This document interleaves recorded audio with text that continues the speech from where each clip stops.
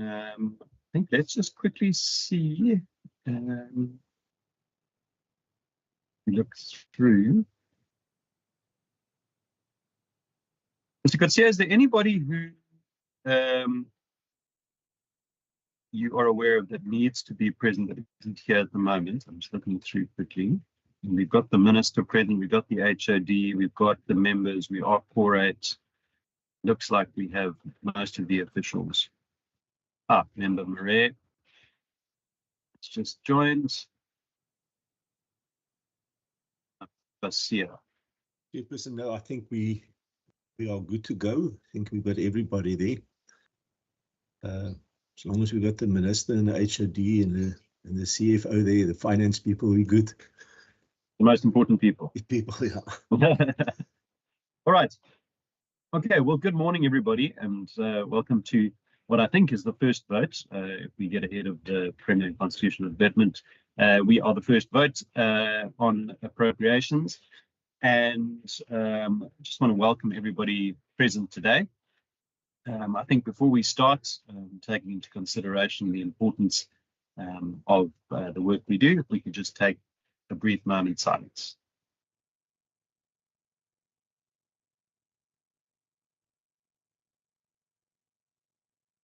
Thanks very much. If we can just begin, colleagues, with introductions, and we can start with the members online. If you are able to please just pop your camera on when you introduce yourself, just so we are certain that it is indeed you behind the laptop. Thank you. Whoever wants to go first is more than welcome. Good morning, Chairperson. I am Peter Johnson, permanent member of the committee. Good morning, Chairperson. Good morning, Chair. Good morning, Chairperson. It's Member Dirk Wessels here. I'm a member of this committee. Thanks. Can you pop your camera on quickly, Member Wessels? There you are. Fantastic. Thanks. So I think Member Constable was next. Good morning, Chairperson. Good morning, Minister. My name is Noko Masipa. I am the member of this portfolio committee, and good morning to the officials as well. Good morning, Chair. Good morning, MEC. Good morning, colleagues. My name is Noel Constable, and I'm a permanent member of this committee. Thank you very much. Good morning, Mr. Chair. Grant Marie, I'm a full member of this committee. Welcome to everybody. Morning, Chairperson, and morning, colleagues, and morning to the officials. I'm Emery Boyson. I'm an alternate member of this committee. Fantastic. I think Member Stoffel isn't online, I don't think. All right, well, then let's quickly move then to apologies. Mr. Kutsia, have you received apologies from any of the members of the committee? No, Chairperson, no apologies. All right. And any apologies from any of the officials? No. No apologies, Chairperson. We do have a number of acting senior managers, but they'll introduce themselves as we go through the list. Thank you. Okay. Fantastic. Colleagues, I think we are all aware of how the virtual meeting system works, but I think just to reiterate a couple of points. First one, please make sure that your microphones are kept on mute, and also your videos can remain off unless you are speaking, just to save everybody bandwidth and make the process go a bit smoother. If you do want to raise any points, please just use the raise hand function. If you aren't able to do so, then you are obviously entitled to turn on your microphone and let me know. All right, I think from there we can move on to the item for discussion today. And before we do that, I'm just going to welcome the officials who have joined us today. I see Mr. Kutsia has his hand up. Mr. Kutsia? Chairperson, no. I just got a message. Member Stoffel is just struggling to join us. Our IT guys are working with her, so she'll be joining us shortly. Okay, but we are correct, so we're okay to continue, hey? Yeah. All right, so in terms of the officials present, we obviously have our minister in charge of leading the delegation, but then Mr. Gerber, the head of department, Mr. Gafoor, Director of Strategic and Operational Support, Mr. Fritz, the Director of Finance, Mr. Mohammed, the Chief Director of Environmental Governance, Ms. Shippy, the Chief Director for Environmental Sustainability, Mr. Arendse, the Chief Director of Environmental Quality, and Mr. Mabusela, the Chief Director of Development Planning.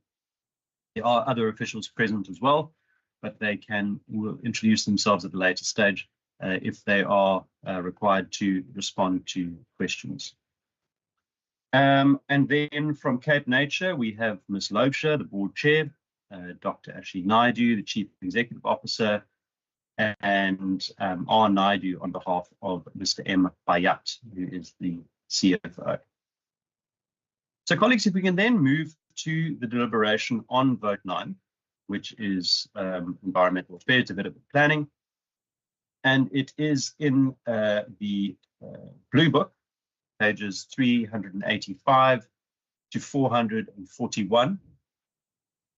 Before we go through this page by page, I am going to allow Minister Anton Bredell to provide us with some opening remarks, and if he wishes to request the HOD to do the same. Thank you, Minister. Thank you, Chairperson. Good morning to you and to the members of the Standing Committee, as well as my colleagues that's online. Honourable Chair, thank you for the opportunity to say a few words of introduction before we start with the budget discussions of the Department of Environmental Affairs and Development Planning, as well as Cape Nature. Now, Chair, globally, the attention is currently focused on political and trade alignment, but that does not mean environmental issues are less pressing. We saw the Los Angeles wildfires at the start of the year, and currently South Korea, another first world country, is fighting desperately to contain the worst wildfires in their history. Already 30,000 hectares of land burned and at least 26 deaths have been reported, as well as 27,000 people have so far been evacuated. Colleagues, these are examples of climate change and how even the richest and most advanced countries in the world are struggling to cope with the natural events when they happen. Locally, we are also experiencing climate challenges.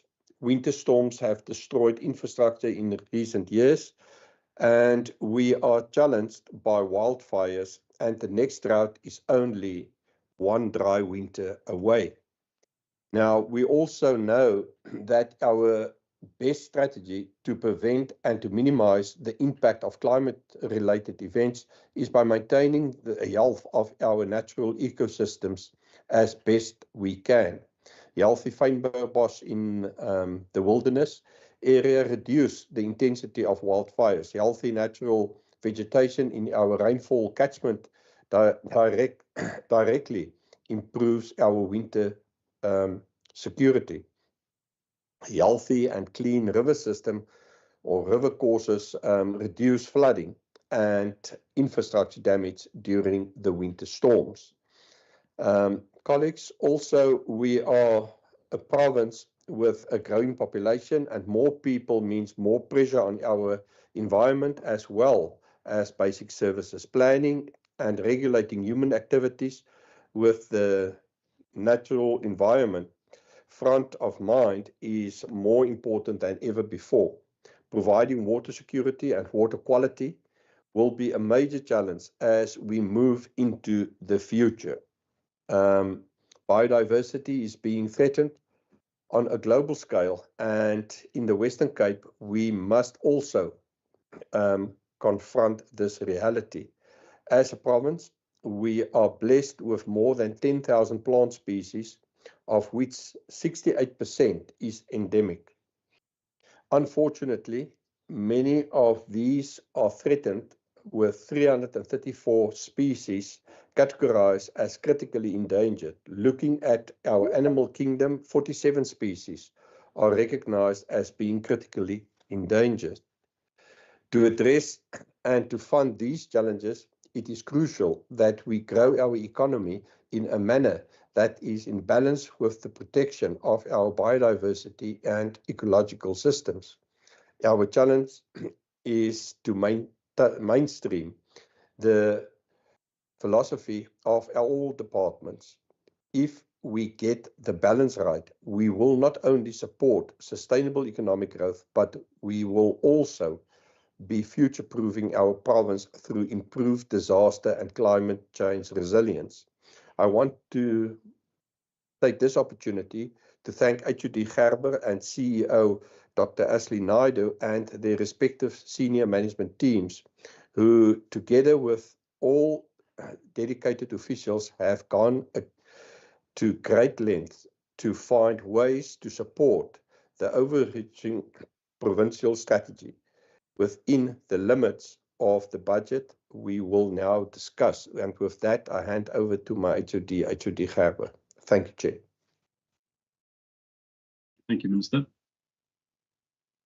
Good morning, Chairperson, honourable members, Minister, Chairperson of the board, CEO of the board, and all the officials.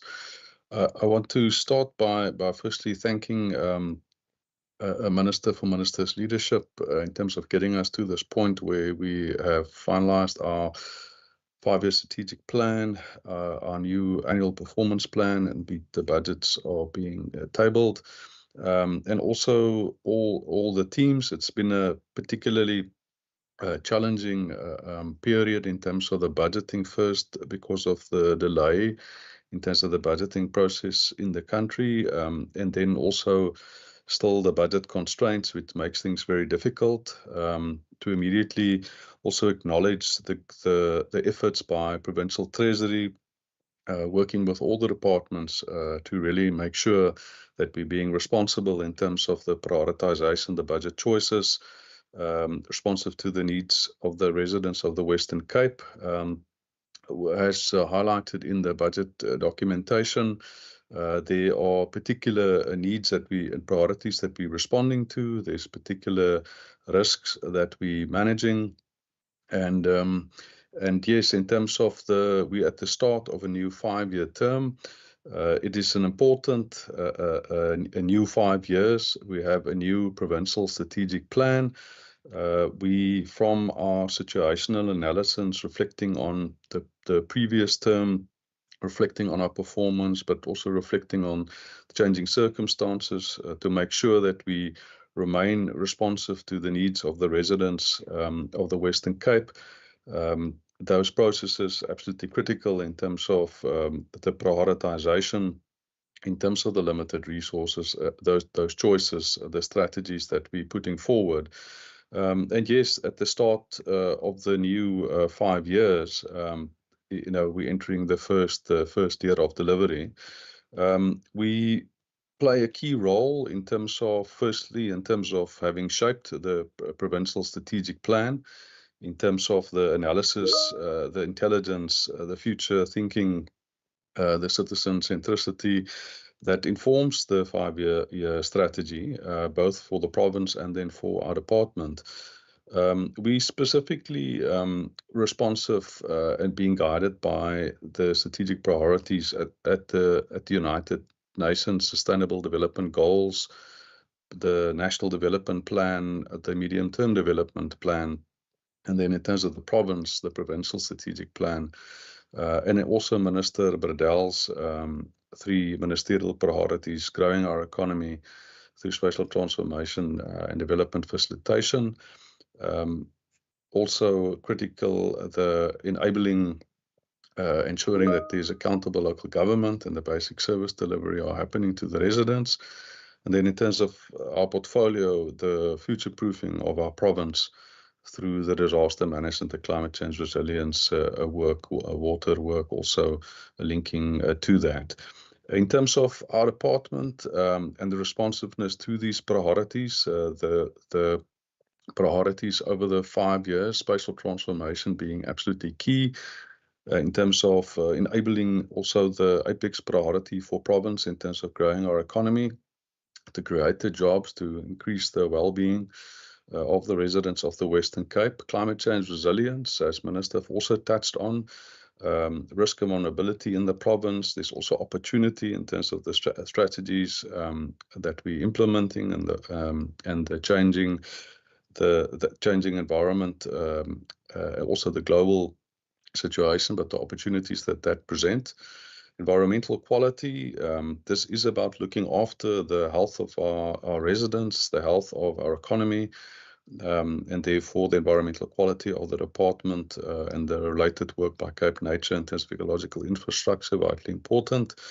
And then governance and communication, so the innovation culture and governance work by the department, by province, important to make sure that we have the transparent, accountable, responsive governance in place. We have shared the information sheet, which just provided a summary in terms of what's set out in the Blue Book. But with those few words, again, to thank all the teams for the hard work to get us to this place, and thank you for the opportunity to today be before the committee. Thank you. Thank you very much, Mr. Kaba. I wonder if I could request, if possible, Mr. Kutsia, I know you have distributed that information sheet as well as the pages very kindly to everybody. But Mr. Kaba, would it be possible for you just briefly, if we were to flight that information sheet, just to talk to a couple of the items that are presented there, just to save us from perhaps re-asking questions later on that could be answered up front. I just want to see if Mr. Kutsia could pop that on. I know it's only a couple of pages. I've put it on the right, screen. Mr. Kaba, would you be able to do so? Yes, it's on the screen. I hope you can Great, see thanks. it. All right, Chairperson, I'll then go through it. In terms of the situation analysis and the work that we did with Cape Nature and others in terms of the planning, we've reconfirmed the vision and the mission for the department. So this is the same vision and mission we had in the last 5 years. For the previous 5 years, a resilient, sustainable, quality and inclusive living environment, and the mission to promote a resilient, sustainable, quality and inclusive living environment in support of human well-being. Cape Nature's vision has set out there, create a sustainable future in which biodiversity flourishes and communities thrive, with the mission to protect and enhance the natural environment of the Western Cape while fostering a deep connection between people and nature. There you'll see the overall budget for Vote 9, and we also indicate the split in terms of the transfer to Cape Nature from Vote 9. That sits in program number 5. We indicate in terms of the allocation below per program, we have separated out in terms of the split. But program 5, that biodiversity management, the 17 million, what gets added to that is the transfer to Cape Nature in terms of the overall funding you see in program 5. But that's what the allocations look like per program. And not to go into all the detail, obviously the detail is in the Blue Book. Maybe just to highlight the fact that we do indicate per program where there are risks, and you'll see that the portion of the budget in terms of cost of employment, compensation of employees is extremely high, and certain components, hitting 89%. And it is our service delivery model that we provide the services through employing the professionals to do the work. But yes, the rest of our budget over the years have reduced. So our goods and services and the rest of our budget and our operational budget are very low, and therefore there are particular risk. Our compensation of employees itself, although it's the 82.7% of our budget, and I'll get to that. We still have a very high vacancy rate when one considers the number of vacancies, relative to the approved staff structure of the department. And the high vacancy rates in particular components are putting our services under pressure. This while the service delivery demands are increasing, but we're taking and continue to take the measures to manage the risk, to look at our service delivery models, to manage also employer health and wellness as the pressure increase. But there is the split across the different programs for both Cape Nature and the department. And maybe just to, in terms of the earmarked and earmarked allocations, the regional socioeconomic projects, the RSIP program remains important. This is about spatial transformation in underdeveloped communities where there are particular risk of vulnerabilities. The program, we've been rolling that out for a number of years in the new term, again taking this forward as a priority, and implementing in 14 municipalities.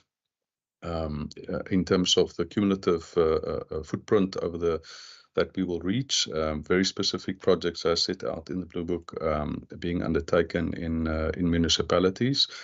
The housing market studies, it's round 2, looking at the housing markets in 7 municipalities. This flowed from the round 1 work, which we did together with the development of the inclusionary housing policy framework of the province.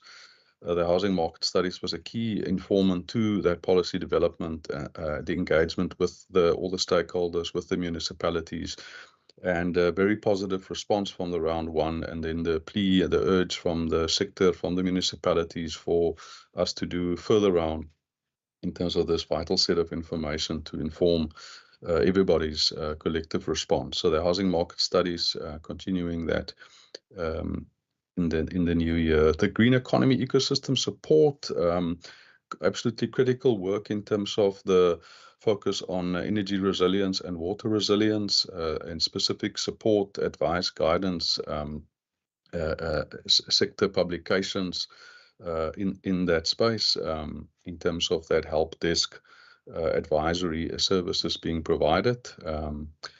So that work is continuing as a critical part of the growth for job strategy. The air quality monitoring stations, repair and maintenance. This is strategic infrastructure of the province in terms of the One Health work that we're doing in terms of our surveillance, and making sure that we're intelligence driven and responsive. That the 5.5 allocation will start by using that to do some repair and maintenance. The actual need is greater than that, but the work is ongoing with Treasury and others in terms of exploring how do we also move forward in future years to look after these critical assets in terms of those equality monitoring stations. Economic growth and job flagship and catalytic projects. You'll see the detail there. It is about the township action plans that we will be doing, which we're very excited about the allocation that we've received in terms of that important work. This is a critical part of the growth for job strategy in terms of that part of the economy. So the RSIP team with other partners will be taking that forward, working with the Department of Economic Development and Tourism. There is the economic classification in terms of the department, and in terms of compensation of employees, that the 279 million represents 82.7% of the department's portion of the Vote 9 budget, so extremely high, a big portion of the budget, which leaves us very little room in terms to maneuver in terms of goods and services budget, transfers and subsidies, payments for capital assets, which but yes, that is the service delivery model. We're managing the compensation of employees very closely. In terms of looking at only filling critical posts, but also conscious of the risk that we have 61 staff members that are 55 years and older. So we're also looking at the strategies there in terms of managing the succession, managing the knowledge transfer, managing the risk, but also what that would mean for compensation of employees over the 3 years of the MTF and even the 5 years. And then there's Cape Nature's earmarked in economic classification. You'll see the disaster prevention measures in terms of wildfires, flood, and other risks, the 19.5 million. The overall, in terms of the economic classification, compensation of employees, 243 million. Cape Nature specifically managing to keep that below the 75% of the Cape Nature budget. Goods and services, 173 million, and the capital assets, 38.6 million. The infrastructure upgrades and scheduled maintenance, the 41.9 million. So that's the information sheet, Chairperson. I'll stop sharing. Thank you. Thank you very much, Mr. Gerber. Minister and Mr. Gerber and your team, I just want to say before we begin how heartening it is to see the steps that have been taken by the department and Cape Nature to ensure that there is enough budget to go around and to be spent on the most important aspects, which in many instances are the thin line between our environment being sustainable and continuing going forward and being decimated not only by climate change but also by human interference. And I think it really is a good budget from my perspective. But we are going to obviously go into discussions and deliberations now. And colleagues, I just want to put it to you. We have an option here, which is either to go page by page and flight each page and, it'd be a case of speak now or forever hold your peace as we go through the pages. Otherwise, what we can do instead, and I'm taking it that colleagues have all had an opportunity to read through that document and those pages from the Blue Book. The other option is that we then allow members to ask whatever questions they like to, and to then refer to the page in question. Mr. Gerber, you've got your hand up. Apologies, Chairperson. I just wanted to ask through you if whether the Chairperson of the board and the CEO of Cape Nature maybe want to say a few introductory words before we get into the detail of the vote 9. If a Chairperson, if that's fine with you. More than happy to do so. I'm guided by you and the Minister, so however you wish to present that is fine. But Dr. Naidoo, over to you.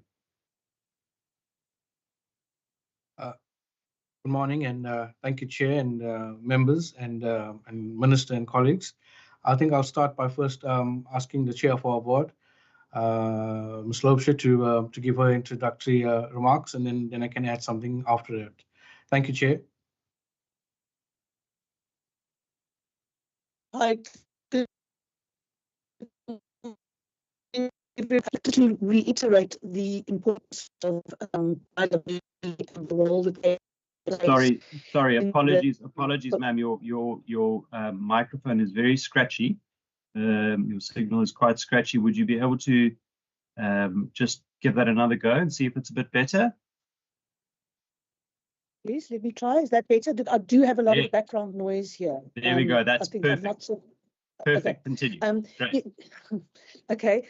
Yes, I just wanted to reiterate and stress the importance of biodiversity in both the role of tourism potential, the economic potential of it, the role of in biodiversity protection, in socioeconomic upliftment, and then obviously the key role that Cape Nature plays as guardian of biodiversity in the Western Cape.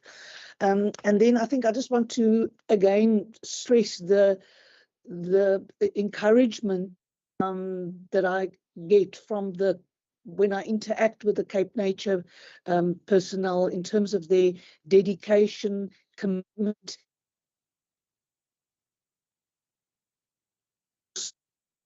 Sorry, ma'am, we are losing you again, unfortunately.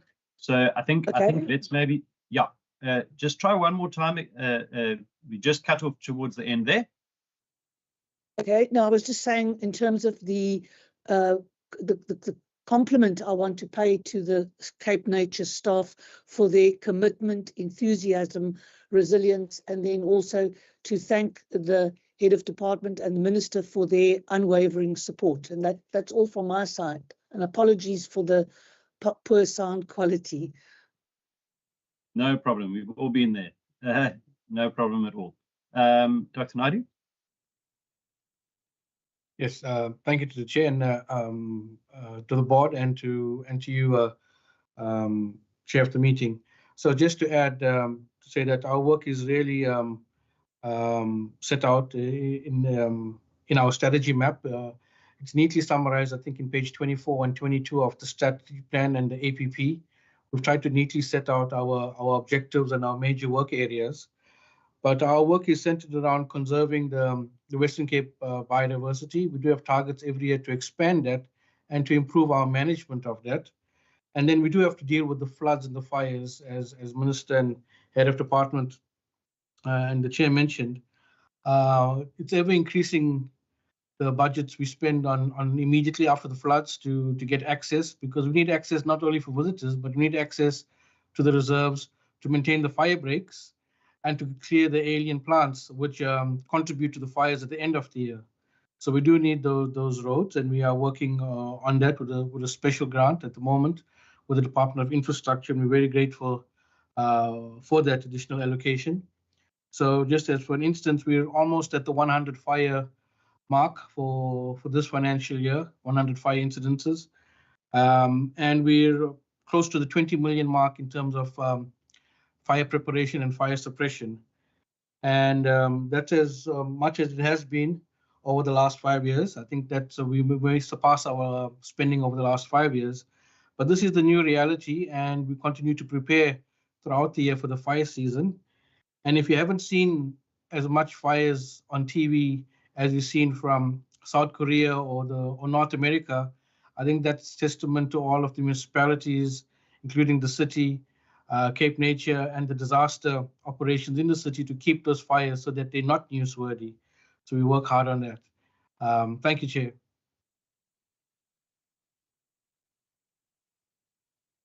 Thank you very much, Dr. Naidu.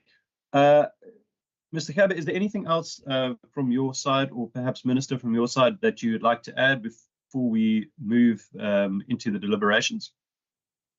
Minister? I'm fine, thank you. Thank you, Chair. I'm also fine, thank you, Chairperson. Thanks very much.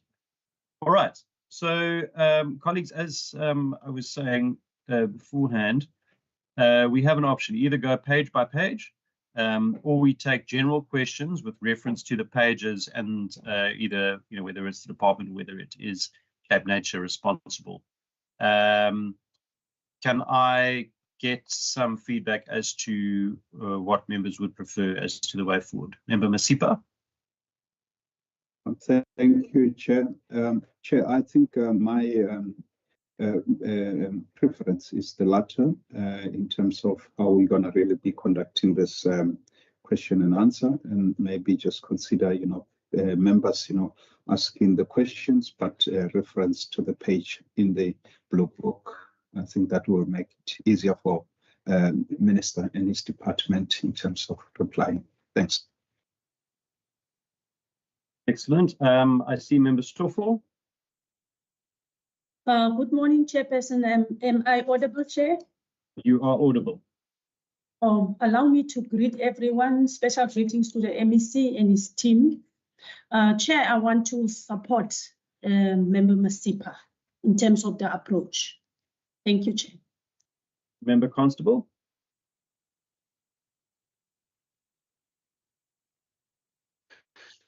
Chair, thank you very much. Chair, before I continue, can I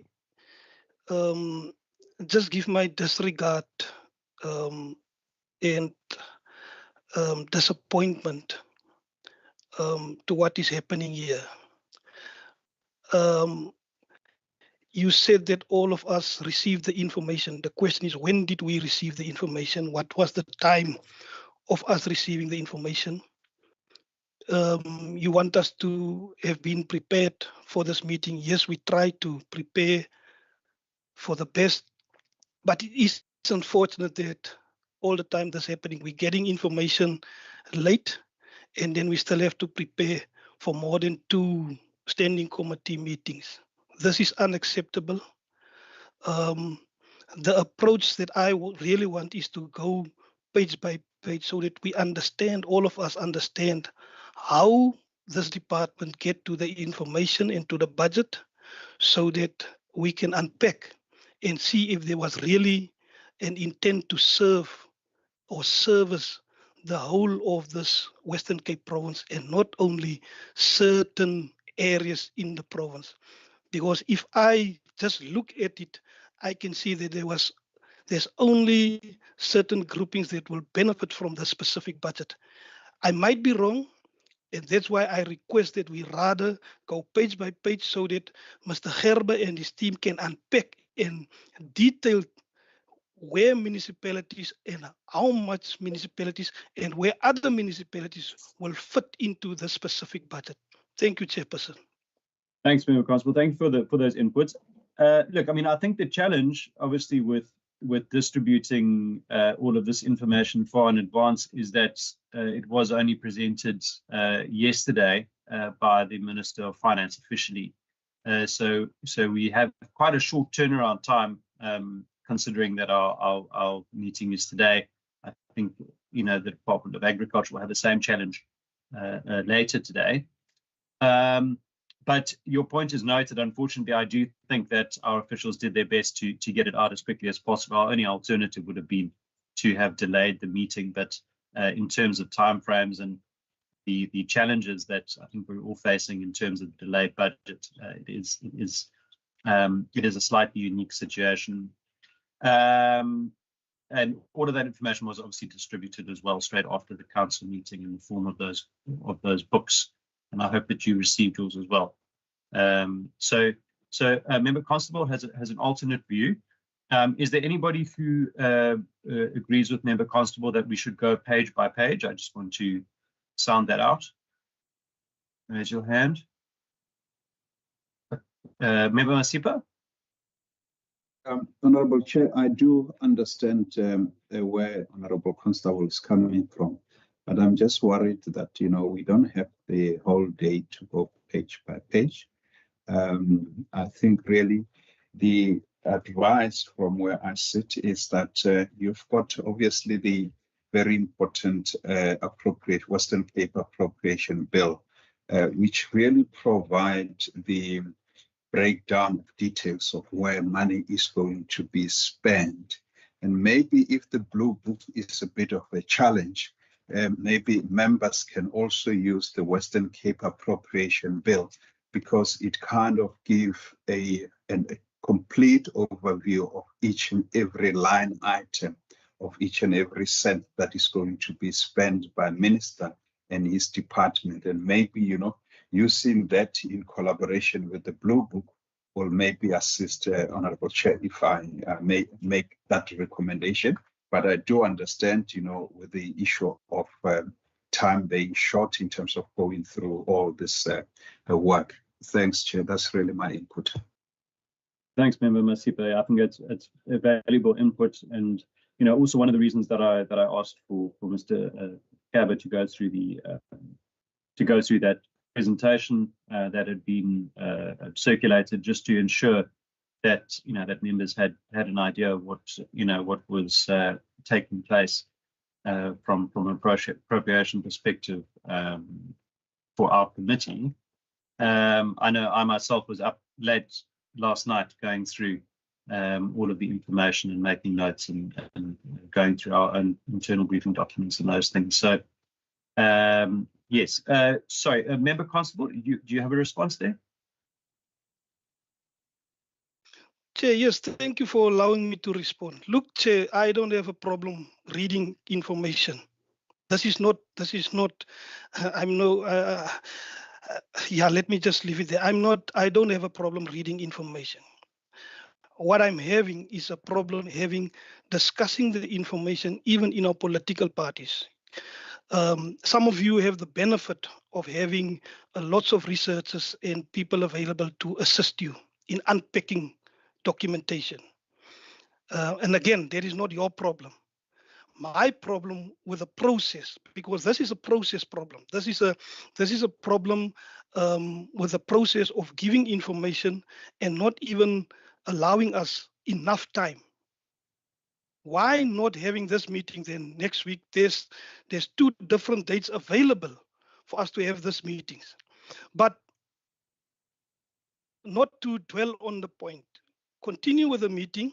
I will have my input where I can have that input, and then I will, at a later stage, I believe there will be another time slot for us to deliberate. I just want to put this on record, because what you are doing and what the administration is doing to us, it is unfair and it is not right, giving us the information a day, some hours before the meeting. It is not fair. You know that is not fair. Some of you have only driven, let's say, 20 kilometers. Some of us must drive 500 kilometers and then still come and prepare for this meeting. So in that context, please continue with the meeting. Don't say that if we have problems with a blue book. I don't have problems with a blue book, Member Masipa. I have a problem with your process, the process that you're following, submitting information to members to prepare properly for this meeting, because we need to prepare properly. I have a constituency that I represented, and that constituency wants me to deliberate on these matters so that they can understand and so that I can give feedback to them properly. And that is my issue with the process here. But it suits you, so please continue. I made some notes. I will also ask just broader questions. I will unpack the detail in the next the next time slot that we will have. Thank you, Chair. Thank you very much, Member Constable. And I think your points will certainly be noted in the minutes of our meeting, and they can certainly be passed on to the Secretariat. I see Member Wessels, I note your point in the chat box there around legislation. It's certainly not a case of anybody wanting to circumvent a process or fast track anything. It really is more a case of us having to deal with particularly tricky timeframes, from what I understand. Member Stoffel, you had your hand up. Yes, Chair. Thank you very much, Chair, for the opportunity.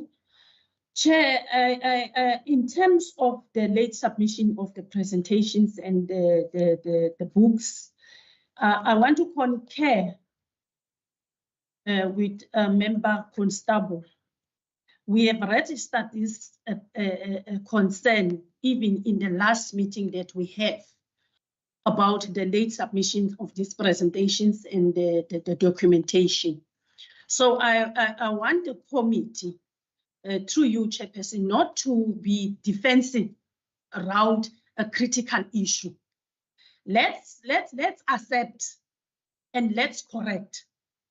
So I think in future, Chair, we have to take up this point very seriously, because we fear a situation whereby we will come together And as smaller parties, we won't participate because we are not really prepared to give our inputs. And we don't want to reach to that point. So, Chair, let's take this point serious. And if we have to apologize to the committee, let's apologize and we carry on, Chair. I hope, Chair, with your patience enough for us to deal with this matter in a very professional way. Because I feel what Constable is feeling, that is the same that we as in the official opposition is feeling. So I thank you, Chair, for that. Thanks very much. Member Masipa, and then I'm going to give an opportunity to Mr. Kutsia just to explain from a procedural perspective how the processes work, just so we kind of on the same page that it's not a political issue. Member Masipa, can you just give us your point? Yeah, I think, Chair, the issue here is probably, this is probably not the right platform, whereas, it might have its merit. But I think the correct platform is the programming committee. These programs are deliberated during programming committee, and programming obviously, passed anonymously to say that this is the program. That's the way that we're going to be running our programs. So I think, yeah, maybe the members can really, through their political parties that are in the programming committee, just engage with the programming committee in this regard. Thanks very much. Yes, Member Masipa, I think that's a very good point. And I think all parties are represented on that programming committee, which met earlier in the week, and I was also a part of that meeting. So I don't think any objections were raised to the schedule of meetings at that stage. Mr. Kutsia, would you be able to just in terms of the process as to how we got here before we start, because we are going to have to move on, obviously, because we do have a time frame ourselves. Thanks. Chairperson, yes, I think you correctly indicated earlier on that we could only distribute these documentation once it's tabled in the House, which was done yesterday by the Minister of Finance. I think the concerns needs to be raised at the Programming Authority, Chairperson. The procedural process of these meetings were done correctly. The time frames, unfortunately, is out of our control. It's been done by Programming Authority in conjunction with Leader of Government Business and then obviously Cabinet members. So, Chair, I would encourage the members of the smaller parties then to raise it on that platform. Thank you very much, Mr. Kutsia. And I see Mr. Cab has also very kindly put a document in the chat box there in terms of understanding Parliament's role in the budget process, which is certainly a document that I'm also going to go and have a look at. Maybe we all could do so. And thank you very much, Mr. Cab, for that. All right, I'm going to close the discussion on that. We need to have a way forward then in terms of how we are going to proceed in terms of the deliberations on vote 9. We'll then follow that deliberation with the consideration of the report and the committee's position on whether or not they will support. That will be the item after this one. So if we can then begin, we're going to start the questions and answers. And as mentioned, if possible, could you please speak to the number of the page that you're referring to within the Blue Book? As mentioned, it is all there on your emails. If you open the document, you don't have access to the Blue Book physically, but obviously that has all been distributed, so all members should have one.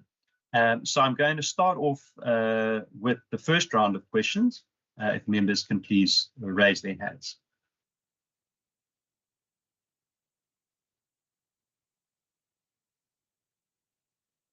See Member Stoffel. Member Masipa.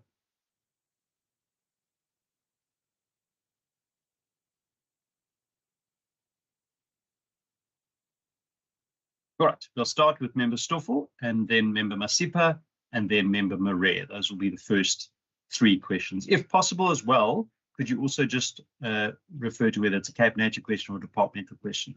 Thank you.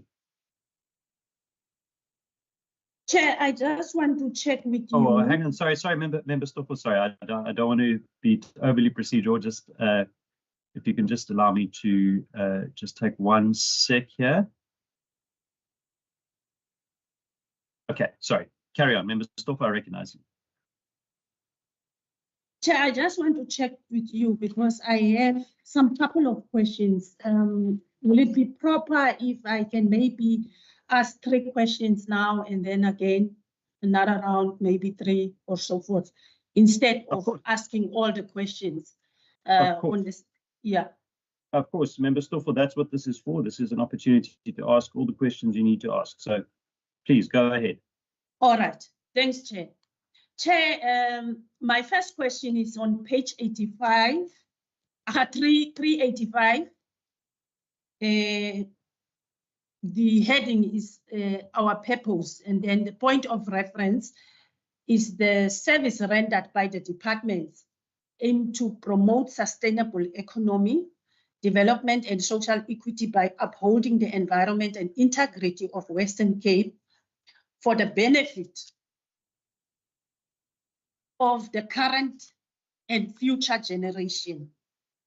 Now, my comment is regarding the department mandate to promote social equity. What work is being done in the informal settlements where poor living conditions directly impact environmental health. For example, last September, a pre-directive from Mr. Ahmad Bashir was needed to force the city of Cape Town to clear dump waste in Danune. Many other settlements face similar waste conditions. What is the department's role in these cases? Does it have an entity or budget dictated to the environmental health and living conditions of people in informal settlements? If not, why not? Then on page 386, sentence on top, promoting sustainable partial planning. I believe it's the blue book, the thick one, Chair.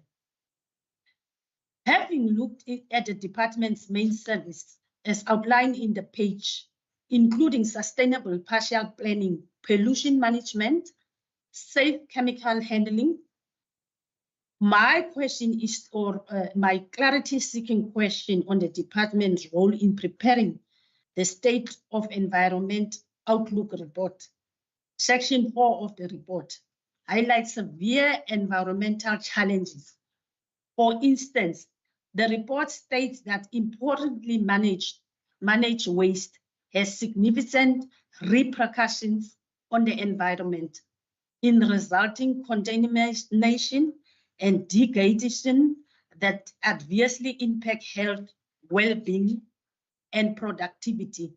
The brunt of these consequences is disproportionately borne by vulnerable communities, particularly evident in informal settlement, where air and water quality often reach alarming levels of deterioration. So my question, I would like to understand what specific measures is the department taking in addressing these issues, and how does this budget respond to them? And my third question now is on 388, the Act, Rules and Regulations. And my point of reference is in terms of the Constitution of the Western Cape. I will always ask this question, Chair. For some people, it might get some people might get agitated about this question. But this question is based on the questions that I have alluded now. According to the Western Cape Constitution, the appointment of an environmental commissioner is mandatory and not optional. So can the department explain the rationale behind the decision to to disrespect and undermine the Constitution by refusing to appoint the Environmental Commissioner. For instance, the issues I have raised up to now, where do I report them in the absence of the Environmental Commissioner? Because we are faced with critical challenges in the informal settlements as we speak. Thank you, Chair, for now. Thank you, Member Stoffel. Next is Honourable Masipa. Thank you, Chair. Chair, if you may allow me, I'm going to use the Western Cape Appropriation Bill, page 21, and then on the Blue Book, page 415.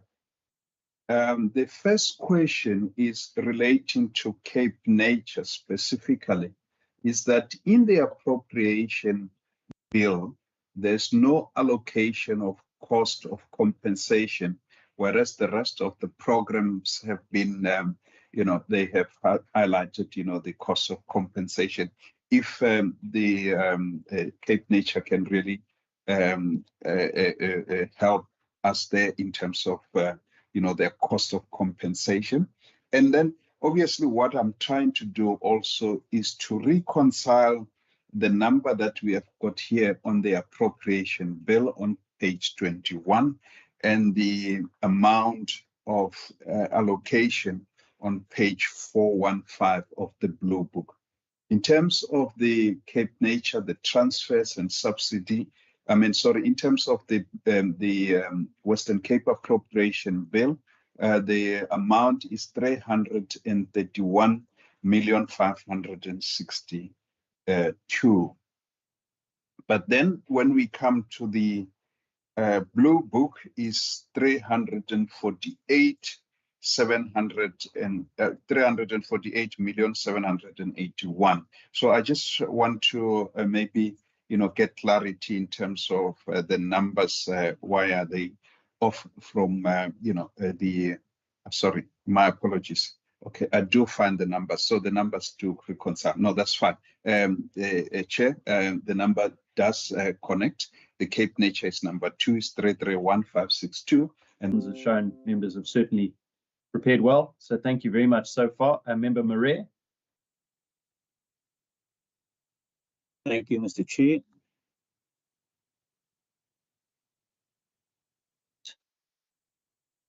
Okay, I hope I'm visible, Mr. Chair. You insisted that we put our cameras on. Yes, looking fantastic. Thank you very much for complying, Member Marais. Well, it's definitely Marais on this end of the camera. Mr. Chair, I just wanted to, in the limited time that I had to go through this particular information, I want to go to page 21, and this is from the Western Cape Appropriations Bill.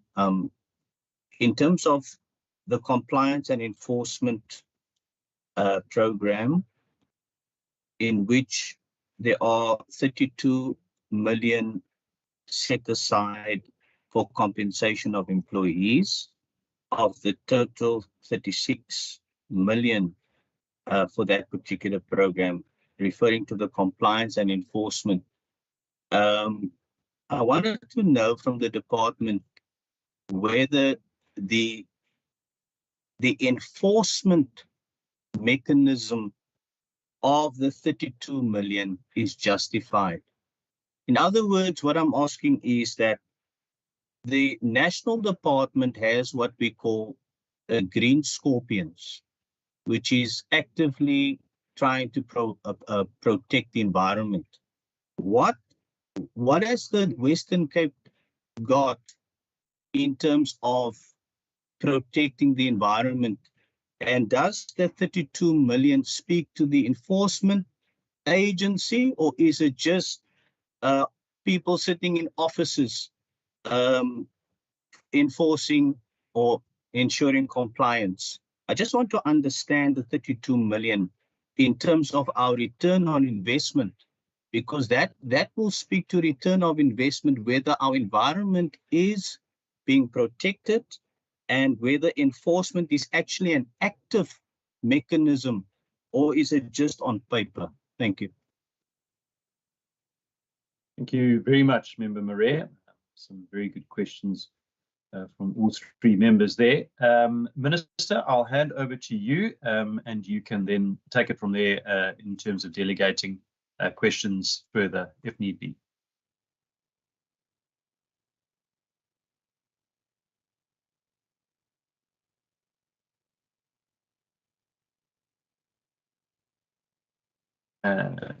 Chairperson, if I may.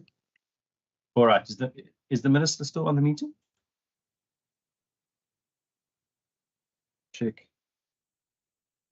I'll check quickly. Maybe it's just on a phone call. No, I'm online. It just stopped off, but I'm back. Oh, no problem, no problem. I think we're all having a bit of challenges with the internet today. Minister, I'll hand over to you first, and you can then delegate questions where required. Chair, to make it easier for everybody, I think the HOD must direct the questions. HOD Gerber and CEO Naidu, between the two of you, can you direct the questions, please? Thank you, Minister. Chairperson, thank you to the members for those questions. I'll start with the Environmental Commissioner and the related question about where do someone then report if they feel that the environment is not being protected. Someone can report, and people do report to the Public Protector, to the Human Rights Commission. People can also report to the Public Service Commission. There's also a Petitions Committee of Parliament. And then, of course, there's also the Standing Committee. Just to say that in terms of the Environmental Commissioner, the proposal has been tabled for the Western Cape Constitution to be amended. At the time that the Western Cape Constitution was drafted, a lot of the other environmental management oversight instruments and governance structures and other institutions were not yet in place. The Environmental Commissioner do not have in terms of the powers of the Commissioner, the Environmental Commissioner wouldn't be able to determine remedial measures which would be binding to the extent that, for instance, the Public Protector measures would be. It would be but recommendations that are made that the department would be able to, well, the department should consider. And the Human Rights Commission, which protects, it's just the institution specifically set up to, in terms of all the rights in the Bill of Rights, including the environmental right, have similar powers in terms of investigating, matters raised with the Human Rights Commission in terms of any of the environmental rights, doing investigations, being able to call on information from the department, from Cape Nature. But I'll leave it at that in terms of the commissioner. So thank you for that question, Honourable Stoffel. In terms of the other questions, in terms of social equity, thank you for that question. It's an important question. The responsibility is to ensure ecological sustainable development while promoting responsible social and economic development set out in the Constitution. There are a number of instruments at the policy level and then at the permitting level that are applied, that are used in terms of the legislative and other measures that are implemented to give effect to the right, to make sure that we're protecting that right. So in terms of the environmental health impacts, in terms of the particular sub-question, we do have the oversight and support into the effective performance by municipalities, in terms of municipalities being responsible for many of the environmental health related mandates, waste management, refuse removal, municipalities also being water services authorities. And through that work, there's the monitoring work that's undertaken. There is the law enforcement work that's undertaken, and I will speak to that in terms of the other question on law enforcement.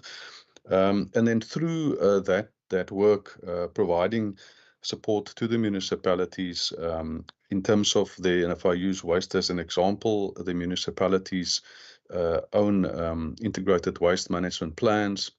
There's also there's a district level plan, integrated waste management plan. There's a provincial wide integrated waste management plan. There's specific strategies implemented through that planning. And then there's also the ongoing work in terms of the waste management facilities that are licensed, that they are monitoring in terms of the conditions to be complied with. There is capacity building and support. And I'm going to ask whether Gottlieb Arendse as the Chief Director responsible for waste management and Salim Haider as the Director responsible for waste management, whether they want to add to the waste management interventions in particular in terms of looking after justifiable social economic development, looking after environmental quality when it comes to waste management. Gottlieb, if you and Salim want to add. Certainly, thanks, Garrett. Good morning, members, Chairperson. So just, I think also the member Stoffel's question was also in particular with informal settlements. So yes, this is a big challenge which we have in the country. We have a waste management forum where we do coordinate our activities and coordination and alignment with municipalities. So in terms of ensuring that municipalities which have the mandate of collection, that they need to provide adequate services at the informal settlements as they do with the formal settlements. As you know, urbanization is having a huge impact, and for municipalities to keep up with the service. So this is one which we do hone in and look at strategies of improving. There's also which we have been working on around illegal dumping, and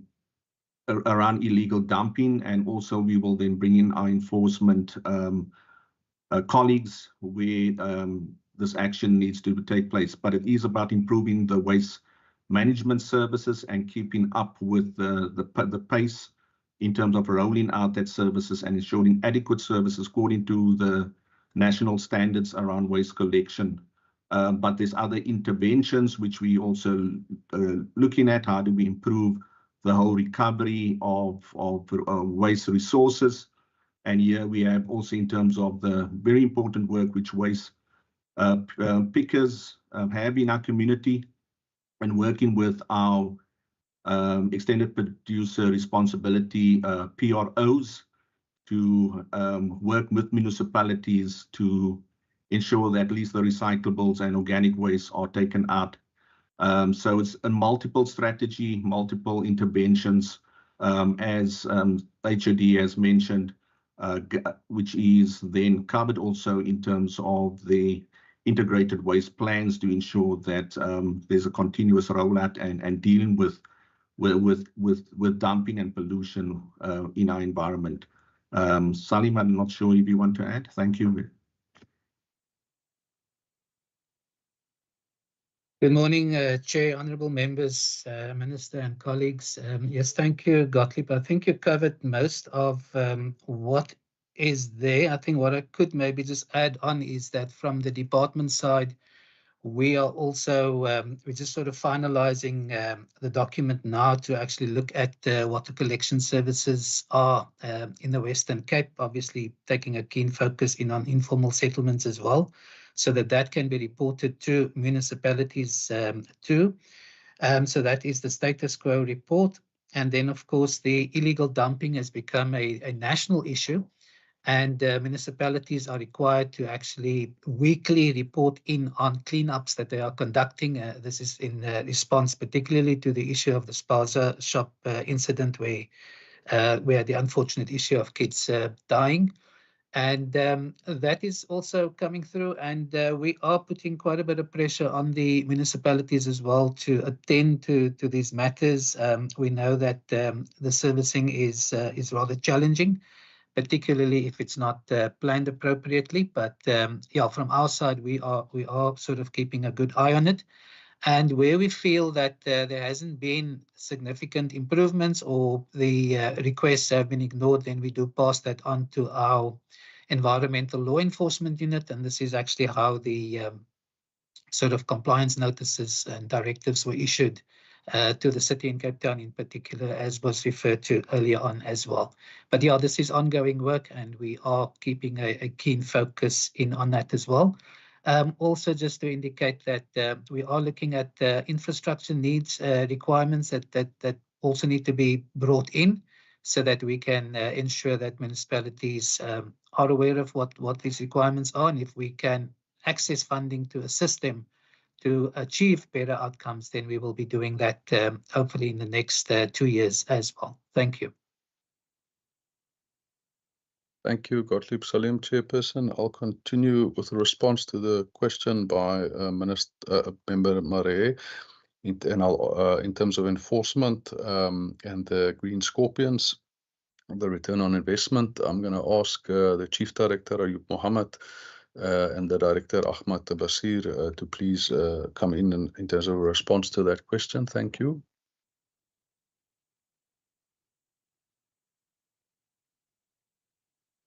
Ayub and Ahmad. Thank you, HOD, and good morning to all the members.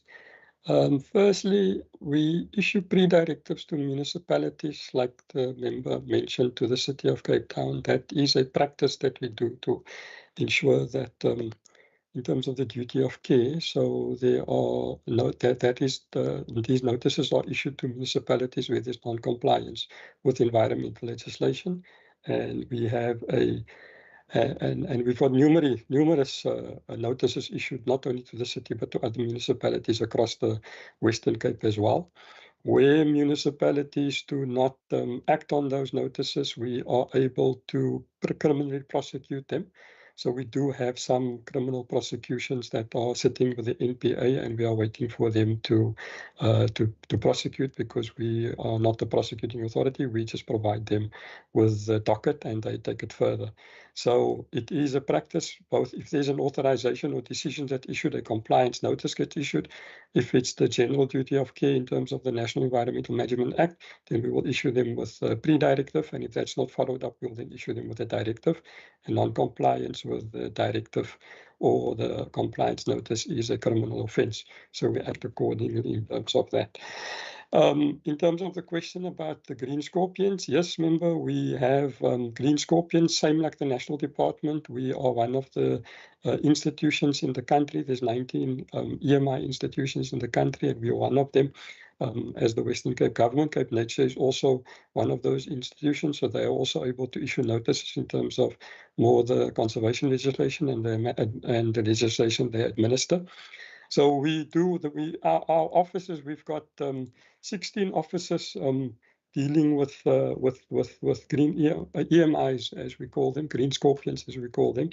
There are 12 investigators, actual officials, and they are designated officials within the law enforcement, the Directorate Environmental Law Enforcement, and they are the ones who actually go out. We do not sit behind our desks. We actually, to issue a notice, they must do a site visit, they must be visible out there, and they must be able to justify their actions.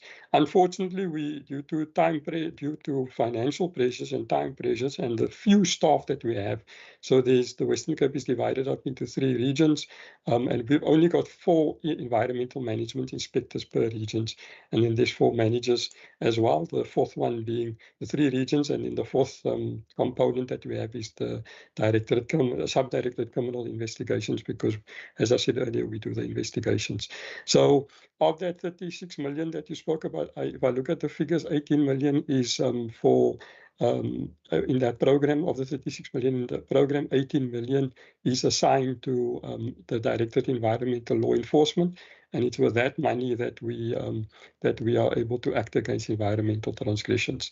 Is it enough? No, it's not enough. We actually have some vacancies that is currently not filled in the component, and it's just not enough staff that we have to be able to act against all the transgressors. Minister and HOD and my other colleagues can attest to that. Gottlieb mentioned where they also utilize the environmental compliance, our environmental compliance inspectors to go and assist them. So no, it's not enough. We cannot get to all the complaints. We've had to put in a prioritization system to deal with complaints, and it's only the very urgent ones that we deal with. So it is a big problem in terms of the budget, that there's just not enough boots on the ground to ensure that that the environment is protected. So it's a tough job for them. Last year we did win some awards at the National Environmental Management Inspector at Logotla, so we are recognized as being one of the leaders within the Western Cape, and through that I can say our EMI inspectorate is quite active in the province, and well known as well. So we've also got a complaints line. So the question about where can people complain to, there is a complaints line that exists, and also an email address, both for now at the national level and then at the provincial level as well. And depending on who the competent authority is, we deal with those complaints based on the competency of the different authorities. I think I've covered sufficiently, HOD. Thank you, Ayub. Just to add to that, the critical part of the law enforcement work is the collaboration with across all the authorities. So often it would be, action by a municipality, even a national, and our department. So the EMIs are distributed. There are also municipal EMIs in terms of the municipal bylaws, the legislation that they administer, and therefore, yeah, that collaboration is a key part of the law enforcement strategy. And then the question by Member Masipa in terms of Cape Nature's cost of employment, to ask Dr. Naidu to please respond to that. Thank you. Thank you, Chair and HOD, and thank you, Honourable Member. With regards to the total cost of employment for Cape Nature, the budget is reflected as 331, the transfer. We do then generate a small percentage of income from people visiting the parks, and we generate a further 60 or so million a year. So the total budget for Cape Nature is just over 400 million, around 420 million. And of that, we spend about 243 million on compensation of employees. So we have a working threshold of a 60-40 split, 60% compensation of employees, 40% for operations. And because much of the work is based on the nature reserves, managing them, undertaking the surveys, investment in some of the tourism infrastructure or the staff infrastructure, then we also have to roll out a large number of vehicles that we have through the government garage for the work that's done on the reserves and maintaining our ICT infrastructure. So we do have to have a large amount of our budget available for the operations. So we roughly run on a 60-40 split, and our total compensation is just over 243 million of the annual budget of around 420 million. Thank you, Chair. Thank you, Chair. Back to you. Thanks very much, Mr. Kaba. Colleagues, I'm going to take another round of questions. In the meantime, while we're waiting for the hands to pop up, a couple of my questions that I was intending on asking have been asked, but one that really stands out for me is page 411 and 412, the money that's being spent on repair and maintenance of air quality monitoring stations. I think certainly much needed, and it's great to see that this government is taking air quality management seriously. I think the challenge obviously is that we are still sitting with, I think, only around about 10 functional air quality management stations. is there any intention working with the South African Weather Service and the National Department to roll out more of those air quality monitoring stations elsewhere? And is this something that is intended to be included potentially on future budgets? We have Honourable Masipa, then Honourable Stoffel, and then Honourable Constable. Honourable Masipa. Thank you, Chair. Chair, my question relates to page 390 with regards to growth for job strategy. I just want to, I really welcome the detailed discussion with regards to how this department is really doing in terms of supporting G4J strategy. We have got a bill called PDAM, obviously aimed to protect agricultural land. In terms of the programs here, obviously, they touch around the housing and all the infrastructure development in areas, obviously, that are mostly agricultural, like your Overstrand, your Breede Valley, and your Pito municipalities and so forth. I just want to get a feel if the department has started the deliberation with regards to this particular bill that really aim to protect the agricultural land, whether there's been, some work around it to make sure that, agricultural land is protected in their efforts to really strengthen this growth for job strategy and really rolling it out and ensuring that, while we are creating jobs, but we are also protecting agricultural land as such. Thanks, Chair.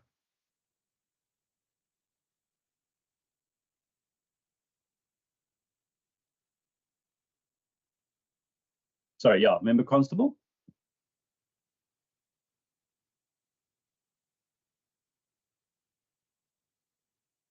Chair, thank you very much. Can you hear me? I can hear you loud and clear. Thank you, Chair. Chair, thank you for allowing me to ask these questions.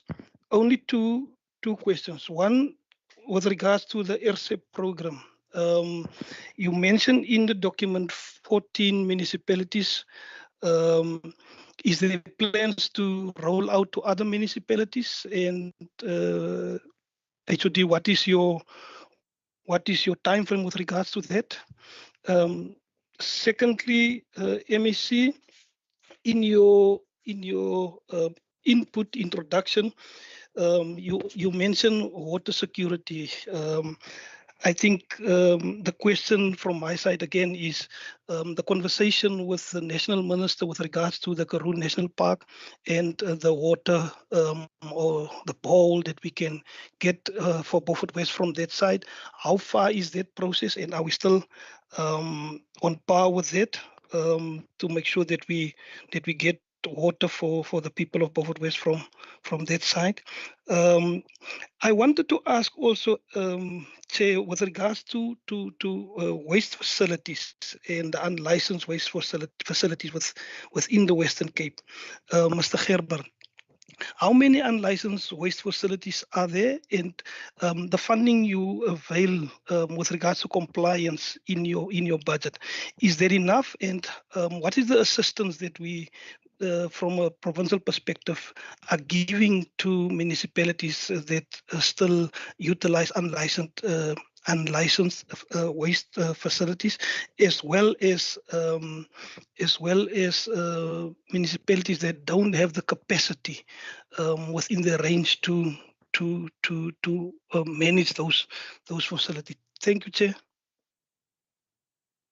Thank you, Member Constable. Member Stoffel. Thank you, Chairperson. Chairperson, thank you for the answering from the different from the department.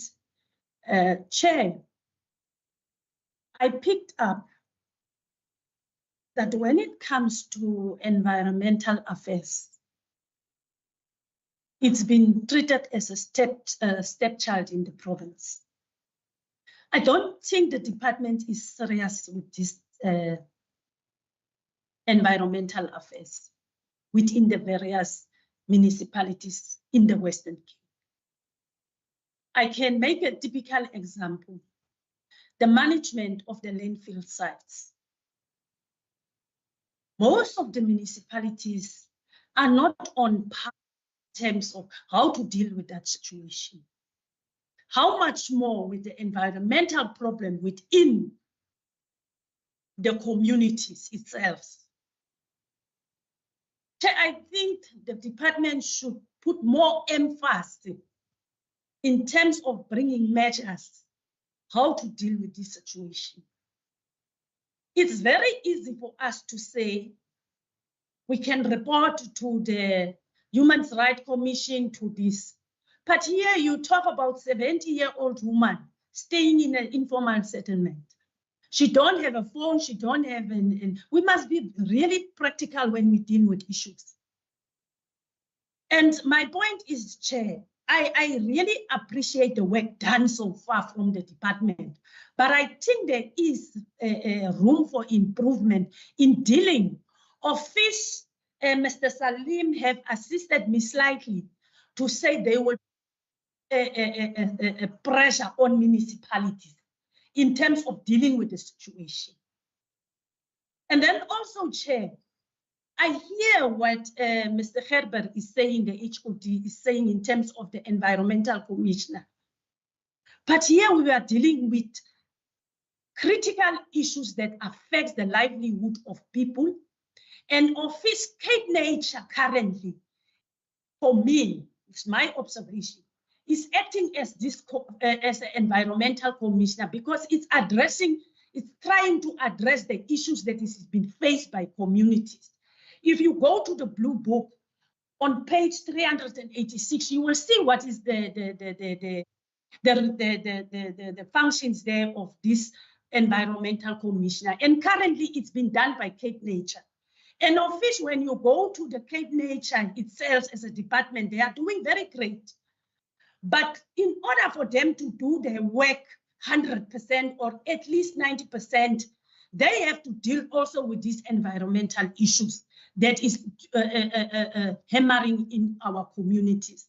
So but they are the response, and I appreciate the response, but I still believe, Chair, there is still room of improvement. And that brings me to my next question, Chair. My next question is on 391, the environment impact assessment. And the department have received 184 EIAs applications and 765 EIA non-applications. And that brings me to my comment, Chair. Day before yesterday, the Minister of Finance, MEC, indicated she allocated 9.5 million to this department to strengthen in the EIA system over the MTEF. My question is then, what will these funds be spent on? What re-strengthen do the EIA system need? And then also, Chair, of the finalized EIA applications, how many were successful and how many were not? And then also, Chair, we go to 397, receipts and financing. And then I refer to the total, obvious to the total departmental receipts. And my question there is, what are the reasons for the decrease in the department's own receipts? And then also on page 9, on page 398, table 8.1, summary of payments and estimated per program. My question there, what are the reasons? What are the reasons for the decrease in the budget allocation for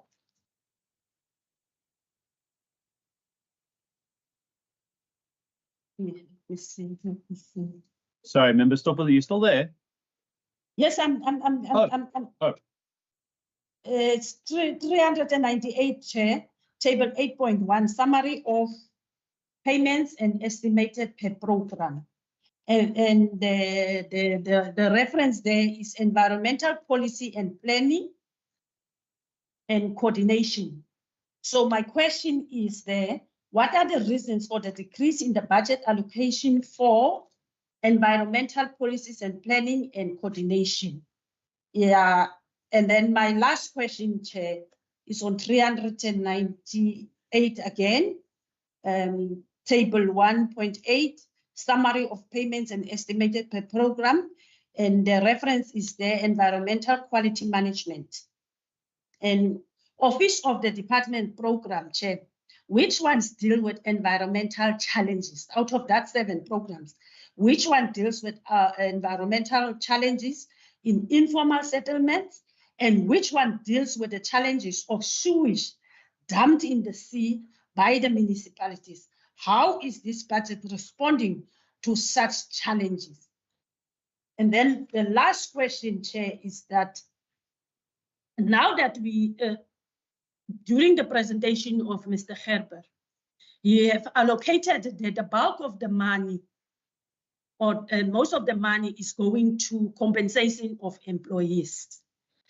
And if you look into the performance of this, especially Cape Nature, within the rural areas, I have registered by the last sitting with Cape Nature that Cape Nature is taking very long in the rural areas in terms of licensing and in terms of visiting areas whereby people have challenges with entering of land, whereby there's a river for fishing. And currently my office is sitting with a complaint. And that area within my area is Van Wyksdorp. Those people 4 months back, they have reported to Cape Nature. Until today, Cape Nature have never responded to that complaint in Van Wyksdorp. So, Chair, that is my questions. I thank you. Thank you very much, Member Stoffel. Over to you, Mr. Gerber and your team. Okay, can I just, HOD, just maybe tackle the 2 questions that was posed to me directly before you handle the rest? Honourable Chair, yeah, to Honourable Constable, thank you for the question on water, and obviously water is for us very important, the quality as well as the quantity of water, and you can also see it has become a very, very big national discussion and actually a worldwide discussion. Currently, I must say that I think the lessons that we've learned in 2017 drought and the behavior change that we managed to land within the city of Cape Town and within our province help us a lot, because if you look in the average usage of water in the country, per head, we are on 144 litres, and it's much lower than the world average of 201, and it's the lowest in the country. So congratulations to the teams that keep on marketing that every drop counts and the watering agenda. To your question, sorry, Minister, I don't want to interrupt you. I've just got a message in the box that Member Constable has lost sound. And because he's asked questions, I just want to make sure that he's able to hear them so that we don't repeat them. Member Constable, can you indicate if your sound is back? We all still have sound. Oh,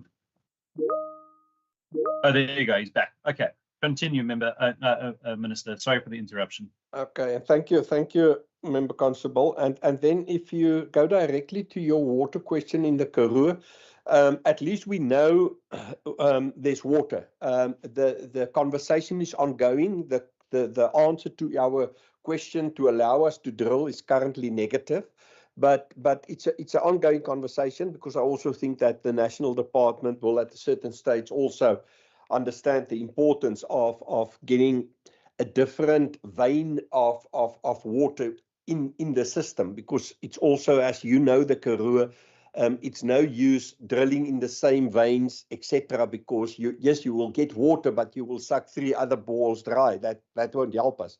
So we understand that, and we know that in the national park, there's water that will add to, but currently we don't have any joy with our national colleagues. Saying that, we've worked very hard the last month at least, with geohydrologists and our engineering team, to especially the Kannaland region, to look at their water supply. And we must be honest, there's also a skill shortage, a management problem, etc. We must look at all of this in the system, as well as vandalism. So they focus on the current system, the current boreholes, and so forth. And currently, the reservoirs has picked up. It's over 50%. We keep a very close eye, because there's also factories that depend on this water, and that will speak directly to job losses within that area. So we've stopped the trucking of water. That's a very expensive exercise, but with the Garden Route municipality stepping in and helping us, I think at a certain stage they trucked over 184,000 liters of water a day. So the system has stabilized, and our geohydrologists and engineers currently is also working on that. To end off this part of the question, we must also, Honourable Stoffel, look at the Blossoms project and how we can expand that project currently, because that water we can use, and get that water into the Klein Karoo water scheme. That will also secure water to the Beaufort West area, as well as the rest of the Karoo. So that's our ongoing, and our engineers working very closely with National on that. Just to end off to Honourable Stoffels on the Environmental Commissioner, remember this will also be discussed in the Premier's Committee, and the constitutional matters must be discussed there. They the custodians of the Constitution, and just to say that it's nothing new that going forward that constitutions will change, laws will change, as we must find the right balance between the environment's role within the economy, economic growth, job creations, etc. We all know the real fight and the real struggle is to address poverty at the end of the day, and within this we need to find our way going forward. Obviously, there's a lot of programs and plans that we've got, but we need to balance the budget. And in the current circumstances is that we're under pressure, everybody, the whole budget, the countrywide budget, and then all the provinces and the municipalities. So we must do with the little we get as much as possible. So yes, the RCEP program, I think it's also a brilliant program, but currently the funding to that program, and why not more funding to that? Well, where do we get the fund? Do we take it from education or health? Because there's no more money in the system. We must divide what we've got. That's why I think a crucial message was also the 3.2 billion shortfall in the budget, that we still got some reserves. And if we haven't had that reserve, we would have been in deep trouble. So we're very grateful for the money that we did receive from Treasury, and for Treasury managing to get the right balance, I think, throughout this budget. With that, over to you, HOD, to tackle some of the other issues. Thank you, Minister. Chairperson, the question that you ask in terms of the air quality monitoring stations, and I work with the South African Weather Service, I'm going to ask whether Dr. Joy Lehner, responsible for air quality, wants to come in on that, as well as Gottlieb. Thank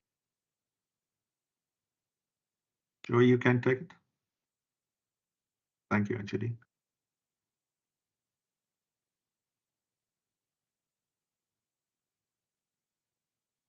Joy? I'm sorry. I realize now that I was muted. My apologies. And thank you for the question, Chairperson, and also Minister, and I acknowledge members and my colleagues in my response. And so the question was in terms of can we expand on the network? So a couple of years ago, we had 12 stations. We reduced it to 10 because of budget constraints and then also because of human resource constraints. So at this point in time, there will not be opportunity for us to extend it simply because we have 3 officials that is managing the stations. And so it's 3 for 10 stations. The guideline from national is to have 5 for 10 stations. So we are already currently working under the capacity in terms of the guideline that is required for a monitoring network. Then just in terms of the network, so we've got the 10 stations across the province, but then we look at it in terms of a Western Cape network. And so we have 2 stations in Saldanha Bay, which is managed by the municipality there, 1 in Veldrift, which is managed by the West Coast District Municipality, and then also 13 by the City of Cape Town. So the City of Cape Town has quite an extensive network, but we engage with the municipalities and we've also made it, we've also engaging them through the IDP process to also include monitoring into their IDP, into their budgets through the IDP process. So we're looking to expand the network, not only through our department, simply because we do not have the capacity to manage a bigger network at this point because of the HR capacity and the budget that is available. But then also just to say, in terms of, we do report in real time to SACWIS, and so we do engage and work with South African Weather Service, who is managing the SACWIS online system. It is an app that is available also to the public to view the whole country's monitoring network. So I'll put the information in the chat for members and for chairperson also to access. So in real time, our stations are reporting to the network. And we also work with National through the Working Group 2 MinTech process, where in the past we've actually, there was a business case that was presented to National Treasury to work very closely with South African Weather Service. We have what they call the NACI stations, the National Air Quality Indicator Index stations. And those stations, there's only a few of those stations countrywide, and where we continue to manage, but in the past SAWS managed those stations. So for our department, we had 2. We've taken those back. The contract with SAWS ended, but then through a National Treasury process, we looked to extend it, but that was unfortunately, it didn't materialize. But now we are also looking to work closely with SAWS again through National, through a new business case, but to look at low-cost sensors. So low-cost sensors is a little bit cheaper than the ambient air quality monitoring stations that we have. And so just in terms of that, that is still work in progress. So we do work very closely with SAWS. So for now, just in closing, in summary, just to say that we do have the challenge of HR capacity. We are working currently under the requirement, the guideline that National had put forward, which is 5 per 10 stations. We've got 10 stations. We only have 3 officials at this point. We are in the process of the recruitment process of another official, but it will still mean that we are under the requirement. And then, continue to work closely. And then also just to thank our Minister and our HOD for the engagements that, and my Chief Director with Treasury, that for the first time now since during COVID, when we had received budget to recapitalize the network, we have received that budget now for over the next MTEF. It is not what is the full amount, but at least every little bit helps. And we will work very closely with Treasury in terms of and with our supply chain management to make sure that we recapitalize our network in terms of just getting it up to where we can still continue to provide that service to the public. So yeah, thank you, Chairperson. Thanks. Mr. Kaba? Thank you, Dr. Lena. Gottlieb, do you want to add anything to that? No, not Okay. to the equality. Sunny will handle the waste question in terms of We the can- landfills and yeah. Right, thank you, Gottlieb. Let's, Chairperson, will then turn to that question. We'll get back to the other questions. In terms of the unlicensed waste sites, I'll ask Salim to speak to the proposal we're busy working on in terms of the budget facility for infrastructure to support the municipalities. And I'll just briefly touch on the fact that we did a number of years ago motivate hard at the national level, and there was a program rolled out where in the province we followed a licensing process for 80 waste sites that were then licensed. But Salim, please, if you can speak to the question that was asked by Member Constable. Thank you, HOD. Yeah, and I think in terms of the question, I think was posed by Honourable Member Stoffels. Sorry, it was Honourable Member Constable. Yeah, in terms of the number of licenses, in fact, they are actually 100%, and that process started in 2010 until about 2014 as funds were received from national government as well. So that was a total of 75 sites actually that was not yet licensed, that got licensed. However, of those licenses, 14 have since lapsed, and these were 1 in Beto, 5 in Cederberg, 1 in Kannaland, 3 in Knysna, and 4 in Matsakama. And these municipalities have been informed that they need to obviously renew their licenses, and they will need to go through the processes again. There are regional sites also currently being established, and those sites that have reached capacity will then need to license them for closure as such, but they will need to go through that process. So from that number, we're looking at 14 licenses that had since lapsed of the 100% that were previously licensed. I also wanted to just answer the question with regards to what was done, and I think that was the question put forward by Honourable Member Stoffels in terms of what's being done about non-compliant facilities. This department did receive initially 5 million, but then that was reduced to 3 million with the sort of budget cuts that came through. And of that money, we had an external service provider appointed to conduct external audits at facilities that had never been externally audited before, and that was a total of 21 facilities throughout the Western Cape. And that was for around just over 462,000 Rand. Then we also are busy with the upgrading of the infrastructure backlog report. This was last done in 2016, but due to a lot of new legislation that has come forth, and sort of a different landscape that we're working in, to try and see what are the sort of infrastructure needed to assist municipalities and assist communities in particular in terms of ensuring there's better waste management and better opportunities within the sector as well. So we have just received the reports from the service provider. We'll be going through that, and that will actually be our informant for the budget facility for infrastructure application that we are hoping to put in by 2026-27 to a tune of 3 billion to try and assist all municipalities in the Western Cape in terms of what's needed. Also from the 3 million that is there, the remaining funds was about 1.8 million. And that was transferred, and that will also appear in the tables in the report. That was transferred to 6 municipalities in order to assist them in procuring and installing boreholes, monitoring boreholes, so that the water quality upstream and downstream can be monitored, so that it can be picked up if there's any sort of pollution levels that could affect the groundwater or communities in the nearby vicinities. It must also be noted that a number of these facilities are located in areas that is normally of lower economic value.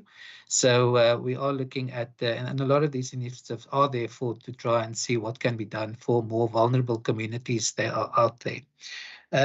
Thank you. I think that's about all that I wanted to just give feedback on. Thank you so much. Thank you, Salim.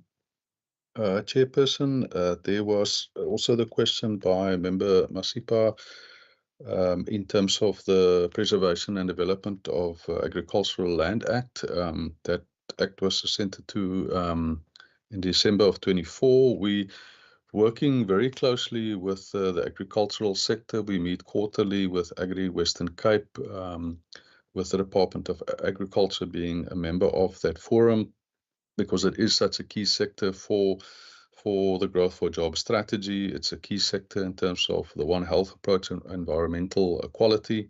There's specific work undertaken by development facilitation, also in terms of what we refer to as our green door support. It's also in terms of that legislation, currently the conservation, the CARA legislation that is referred to the Conservation of Agricultural Resources Act, and the regulations and the permitting that happens through that legislation, where we very close collaboration between our department and the Department of Agriculture, national and provincial, as well as Cape Nature that's involved with commenting into the EIA processes. And yes, there's a specific focus on the regulatory efficiencies and coordination between the authorities. But there's also the proactive work that we're doing in particular areas where we're doing environmental planning, the Sandveld being a key example, where we did have the resource constraints in terms of water, but also the impact on biodiversity, wanting to ensure sustainable production into the future, and looking at the different sustainability issues.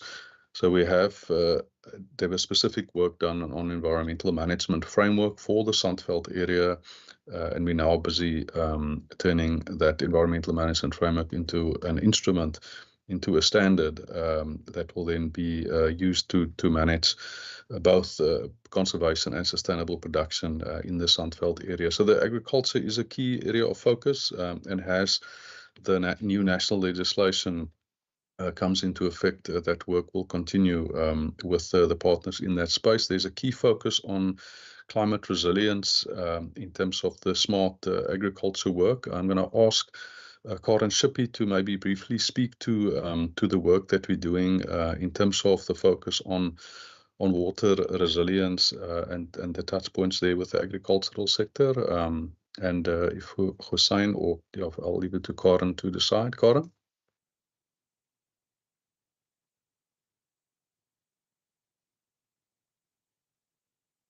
Members, can you hear me? Yes, we can hear you. Oh, fantastic. For some reason, I can't have camera and... No problem. It sounds like a signal issue, but go for it. There's no. There you go. Now your mic's not working. So just swap around. Hearing you is that more better? than adequate. That's perfect. Thank you so much. Apologies for that. Thank you very much. So yes, my Chief Directorate, together with Environmental Quality, works side by side with local government, as well as Infrastructure, Department of Economic Development and Tourism, and Department of Agriculture, on the Water Resilience Committee for the province. So what that committee is responsible for is essentially delivering on the water resilience strategy. That is to make sure that we're a lot more resilient for the next drought, which we know is coming. As Minister said, we are always one dry winter away from being in a drought. And unfortunately, despite the floods that we had, it was actually the flood water that has filled our dams last year, we actually had a below average winter rainfall even last year.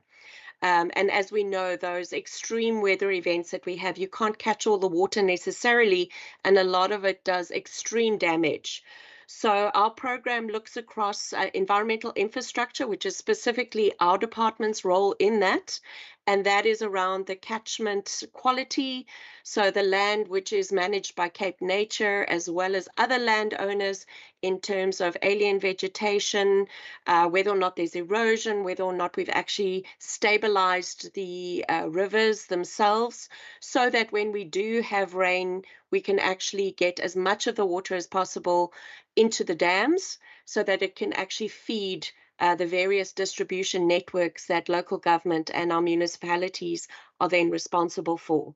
So a lot of the effort that we go to is to make sure that all of the parts of that water cycle are actually functional, and we are actively trying to attract in alternative funding from outside of government, but also from National Treasury, to make sure that we clear as many of the alien invasive species that are sitting in our water source areas from those catchment areas, especially the ones that are sitting within our strategic water source areas. So it's quite a comprehensive response. We are still finding that there are parts of the system that are very vulnerable. So Beaufort West was obviously mentioned as one of those. And I know that under Minister's guidance, his Department of Local Government is focusing a lot of its attention there, as he mentioned. I'm not sure if there's anything else in particular that we need to respond to. Thank you. Thank you, Karen, for that response. Chairperson will turn to the next question, which was a question by, I'm just checking all the questions, but by the questions by Member Stoffel. We did respond to the question in terms of the waste and informal settlements. I do agree that at times it is like a bit like Cinderella in terms of the stepchild, but Cinderella never stops cleaning and doing what's required of her, even though she's treated as a stepchild. But efforts are underway, as Minister have also touched on. We engaging with all the partners in the space. We also, with Treasury, working on a strategy in terms of blended alternative international financing, so that we also use our finances to leverage the finances of others. And then the partnering approach and prioritization is absolutely important. The environmental imperatives, you'll clearly see in the provincial strategic plan, the new plan, that the environmental resources, climate change, water, are all in the main business of the Western Cape government, because we collectively, in terms of the strategy, we are saying that it's in the mainstream. It is about being responsible in terms of there are two areas that we've put forward. The one is to make sure that we continue to provide advice and guidance up front in terms of the options available, particularly in terms of the setback lines which we want to see being determined in particular areas, development setbacks along rivers and the coast, as well as putting in place maintenance management plans, as well as adopting urban areas, and that those options should be considered and not just always project level EIA. We want those setbacks in the urban areas and the maintenance management plans to also be considered. But in terms of the EIAs, to also look at the efficiencies, as you'll see from the Blue Book information, we provide the statistics when we reflect on the past year in terms of the number of EIAs finalized within the legislated timeframes. There are 4 where we missed the timeframes, and we missed those by only a few days. But we do want to meet the timeframes. The funding from Treasury, it was a bigger ask and more than what we have received, but it was about maintaining the performance that we have, looking at those alternative instruments, but also to improve the EIA efficiencies, so we don't only want to meet the legislated timeframes. There are critical applications in terms of the public interest that we also want to be even faster on, both want to ensuring that the consultants are faster and the specialists in terms of following the EI process, and then certainly in terms of our decision making. And although we haven't received all of those resources, and we're now busy in terms of the current budget allocation, it is about appointing contract workers to assist with this critical work. I'm gonna ask whether Fazeka and Marlies and Gavin wants to add to that. Those teams are under immense pressure, but we are at it in terms of the efficiencies, looking after the public interest. Fazeka? Thank you, HOD. Protocols observed. My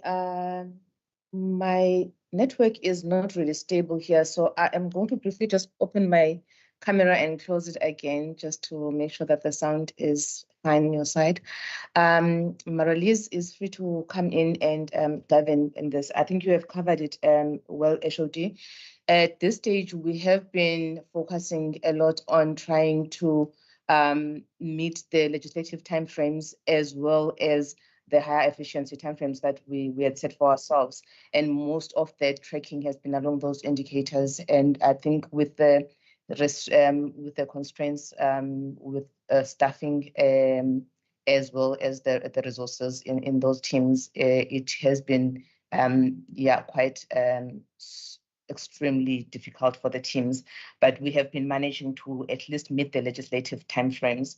So the funding ask was mainly to strengthen the teams so that we are able to also look at other areas that are of importance as well in terms of the municipal outreach programs, for example, which is ensuring that we have constant engagement and support to the municipalities in the areas of environmental impact assessments, and also to put in place other proactive measures that we want to ensure that the EIA processes are smooth and we avoid the declining the application. So most of our work that we are doing outside of the legislative timeframes has been towards them ensuring that we have those engagements and that prior the applications being lodged with the department, the areas are already identified.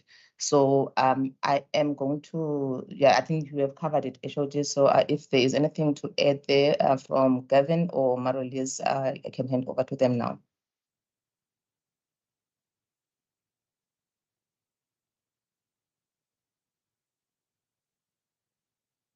Go ahead, Marlies. Good morning, Chairperson and honourable colleagues. I just want to add there was a question about how many applications we refused, and that number is 3.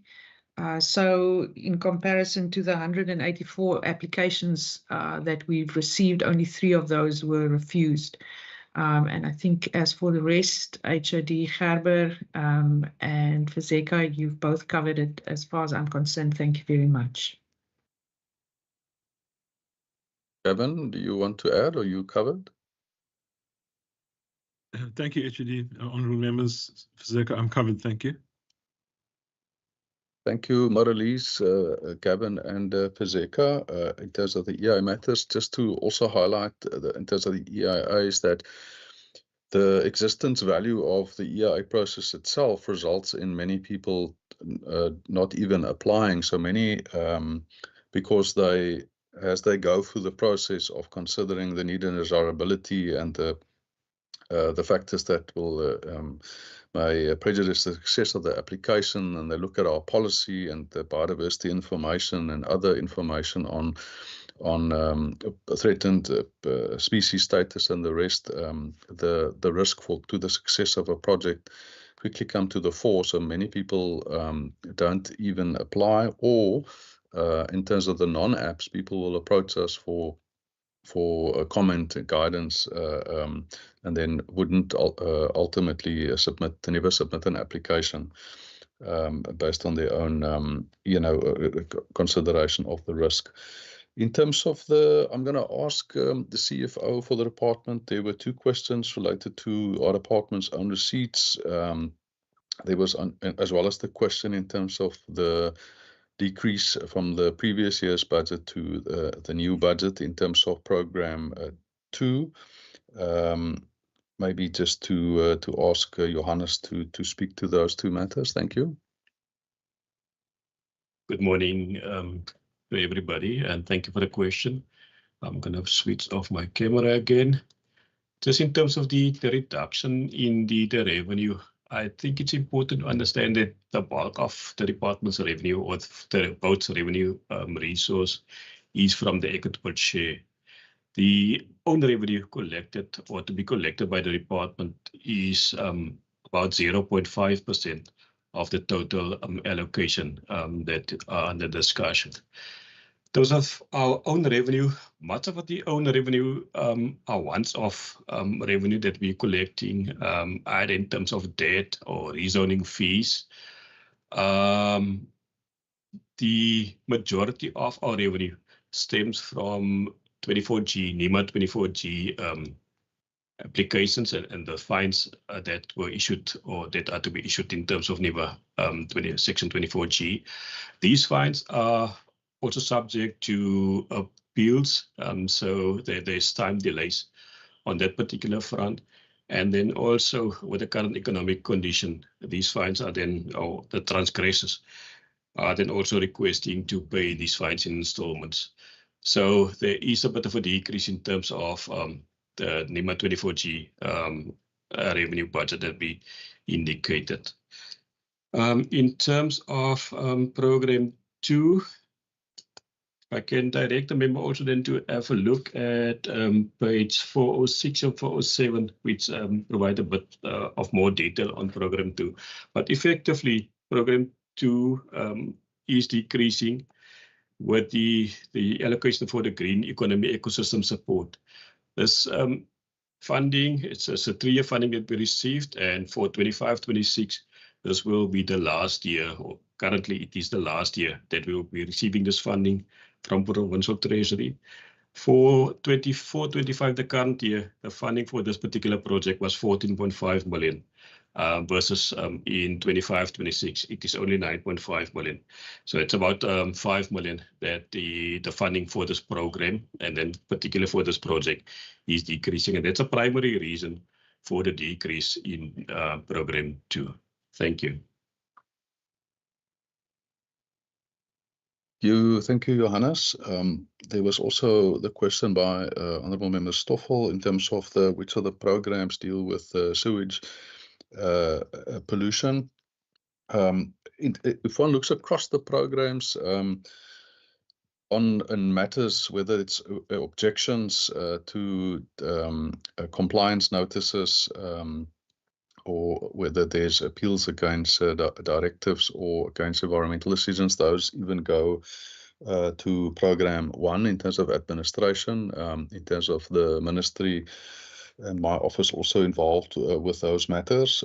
Program number 2, in terms of the law reform and policy and related work in program 2, there's also touch points with environmental quality, with pollution matters, but it's mainly in program number 3 and 4.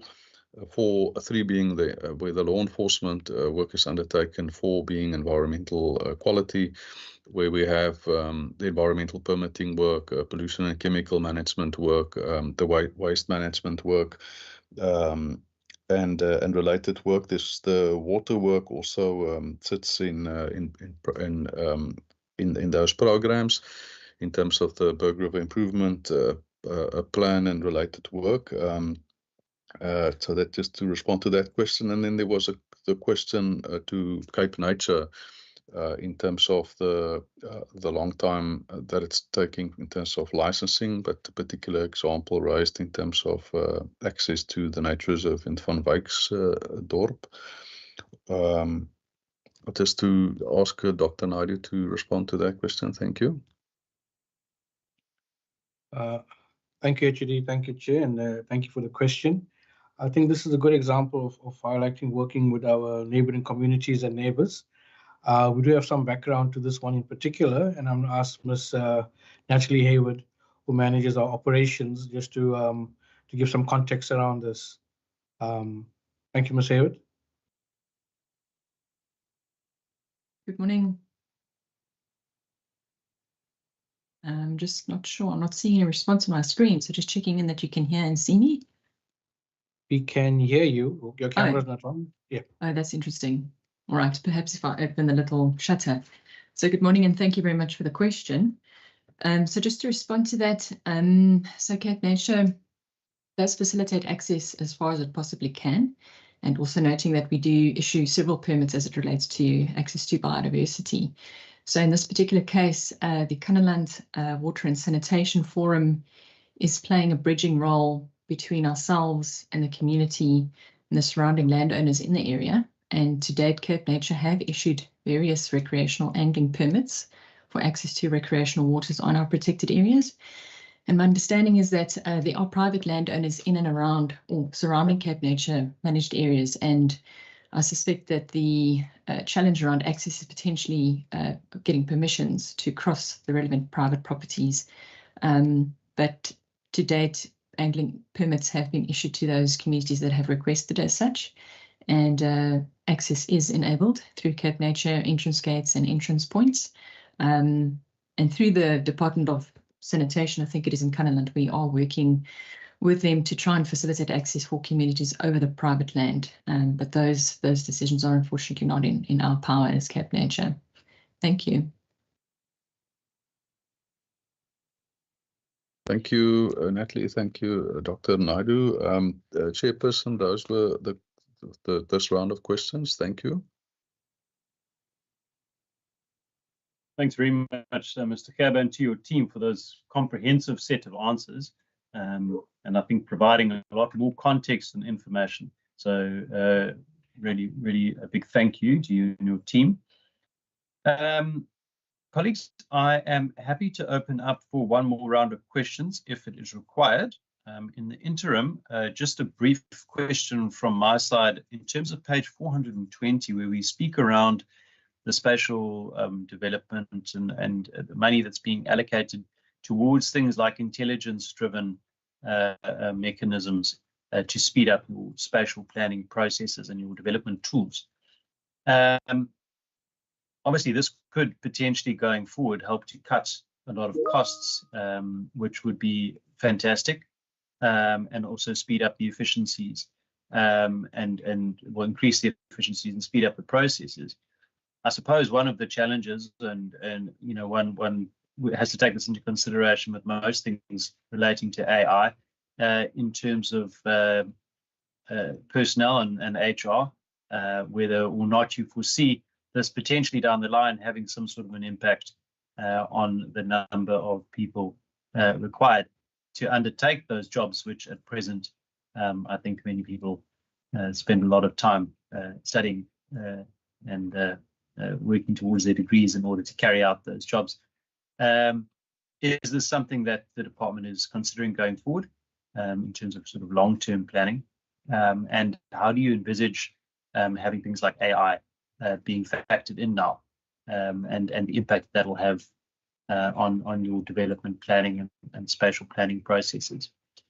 I don't see any other hands for follow-up. We have one from Member Stoffel. Okay, colleagues, that will then end the discussion and deliberations. I'm so sorry, Mr. Chair.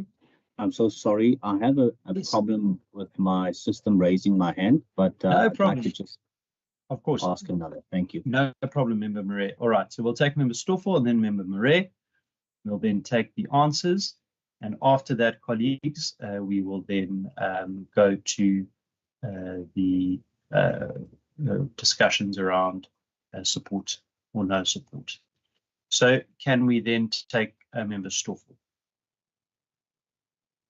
Thank you, Chairperson. Chairperson, I just want to check whether I have captured Mr. Salim correctly. He have indicated pertaining the landfill sites. He have indicated there's some landfill sites in some municipalities that have to be closed down.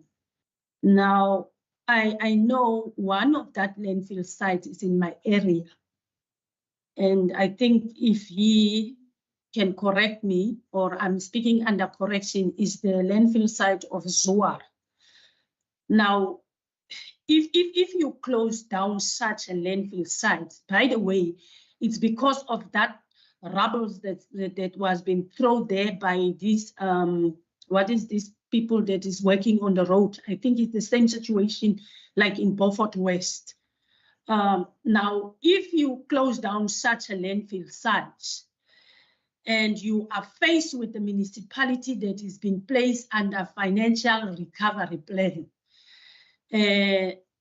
which means that landfill site is being closed down, so which means all that rubbish of that municipality, of that area, should then be taken to Callisto, which means from Ladysmith to Callisto is 50 kilometers far from each other. So how do you then balance this thing under a municipality that is under a financial recovery plan? So I think I need to be clarified. I need to be clarified on that one, because there's some problems here. Chair, hello. Yeah, we can hear you perfectly well. So, Chair, to me, it's a bit of a concern. Instead of closing these landfill sites, is there no other options that we can then bring in instead of closing down? Because it just adds up on problems that is already there. Then, secondly, Chair, I want to thank the MEC in terms of acknowledging and in terms of trying to assist the issue of water in Ghanaland. And I want to agree with him. It's not only the issue of water, we also have a capacity problem. And I'm happy you could mention that with the view to say there will be assistance in terms of addressing even that matter, because that got a huge impact on this environmental problem that we are sitting. And I'm not referring only to Ghanaland, I'm referring to all rural municipalities, including Beaufort West. We were there with oversight visit, and it was not a good picture that we have observed there. I thank you, Chair. But in nutshell, I want to applaud the good work done by the various departments, but my view is still there is a lot of improvement. There's still a lot of improvement needed. Thank you, Chair. Thank you, Member Stoffel. Member Murray. Thank you very much, Mr. Chair. I want to thank the department and the officials for the inputs and for the responses to my initial question. And just wanted to, in terms of my last round of questions, first of all, just want to comment that we definitely need more boots on the ground in terms of enforcement, especially if the environment is being currently invaded illegally, and future planning, whether it's housing or whether it's tourism, we need to be able to be in control of the plan going forward and not be led by illegal actions of others leading the way. Just in terms of page 21 of the Western Cape Appropriations Bill, under Program 5, Biodiversity Management.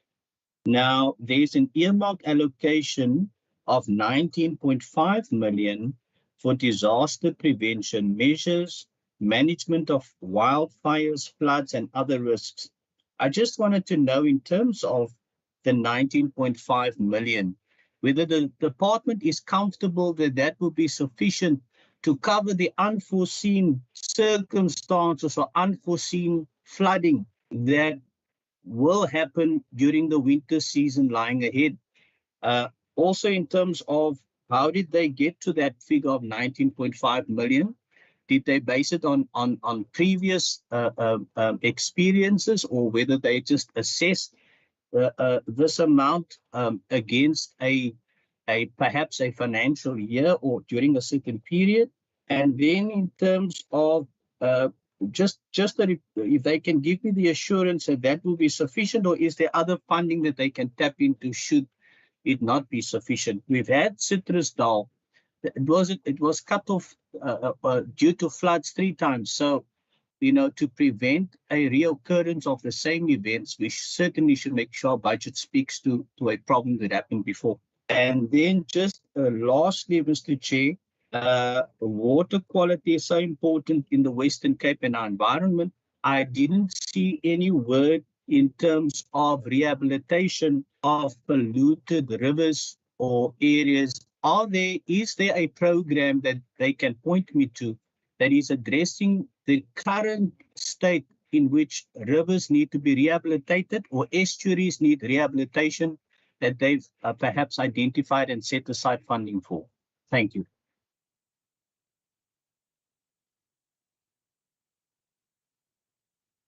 Thank you very much, Member Murray. All right, Mr. Kaba or Minister, I'll hand over to you. Thank you, Chairperson. I'll go ahead. Thank you for this round of questions. In terms of the development planning intelligence work, I'll ask whether Fazeka Mabusela, as the Chief Director, wants to come in. I'll briefly speak to it. The intelligence-driven, future-oriented and future approach is critical in terms of the work that we're doing, and specifically in terms of the development planning work.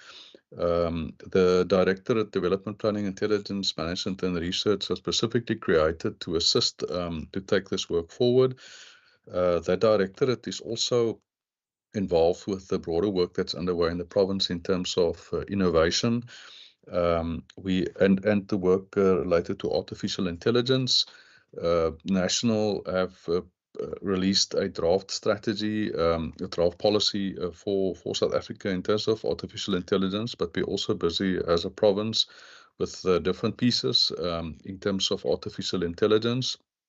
The one looking at how do we the role of artificial intelligence and how we will govern it in terms of our business as a whole. But then there's also specific focus areas in terms of and work already underway in terms of whether it is in terms of economic intelligence and the budget work that's underway, but also work with other partners. And yes, in terms of the use of artificial intelligence and how that might change how we govern and the type of efficiency improvements that we will initially be able to achieve versus how it will also change what we do and how we resource certain functions. We will still need the artificial intelligence will augment and assist. And certainly a lot of efficiency improvements, but we will still require the humans to be applying their minds in terms of the actual decisions to be made, the type of questions to be asked of the artificial intelligence, and the decisions in terms of the choices, in terms of the options, will always be made by the humans. But maybe to ask whether Fazeka wants to firstly speak to it. In terms of the development planning intelligence management work and some of the AI related work. Thank you.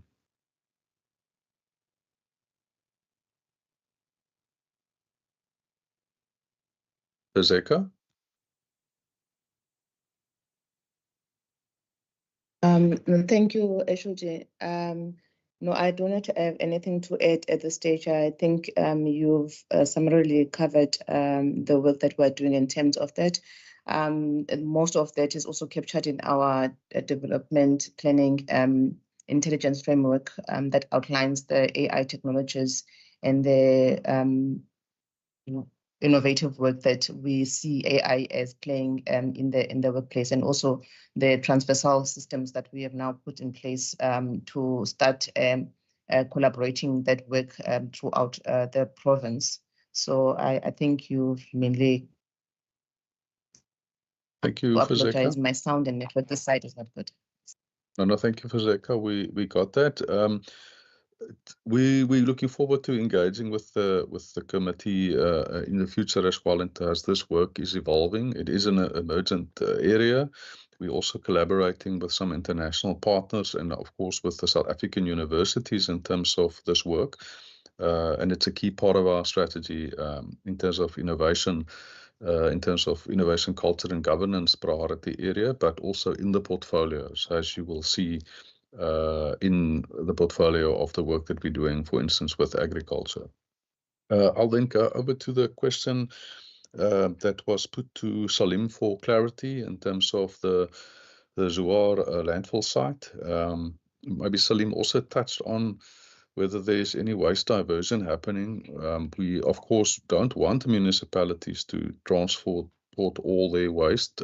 We do want as much of the waste as possible to be diverted, and only that which must be transported to landfill. Salim, just to respond to Honourable Member Stoffel. Thank you, HOD. Yes, the Zoa landfill is not a closed facility, and when I did actually visit the site a year or two ago, we did see all this rubble that was actually dumped there by the roads contractor. That should never have happened. In fact, there's quite a lot of crushing of rubble that could be done to help regain and recycle some of the material. So these are the initiatives that would need to be implemented. And these facilities cannot run on autopilot. And that's unfortunately what has happened there, because of more concern was actually we found asbestos also dumped there. We found a dead horse as well as a decomposing dog with just a jacket thrown over it that was also on the facility. So the municipality would need to exercise a lot more care and stricter controls in terms of what comes in. But and that is something they need to do. Landfilling and waste disposal is unfortunately a very expensive operation. It does not come cheap, and hence the drive to try, as HOD had indicated, we must do everything in our midst to try and recover and reuse as much of the material as possible and use that as last option. The site that is actually whose license has lapsed is the Calitzdorp site in the region, and that one needs to. That's actually the site that also needs to be that needs to apply for a closure license, and yeah, in terms of where do they need to go to once facilities are closed? Well, that's why regionalization is actually there. Again, I must indicate that the further it is, the more expensive it's going to cost municipalities to transport it. But the municipality will need to start looking more seriously at implementing waste recovery and waste minimization techniques. They must also, they've got the opportunity to liaise a lot more with us, which hasn't been that forthcoming, but we need them to do that.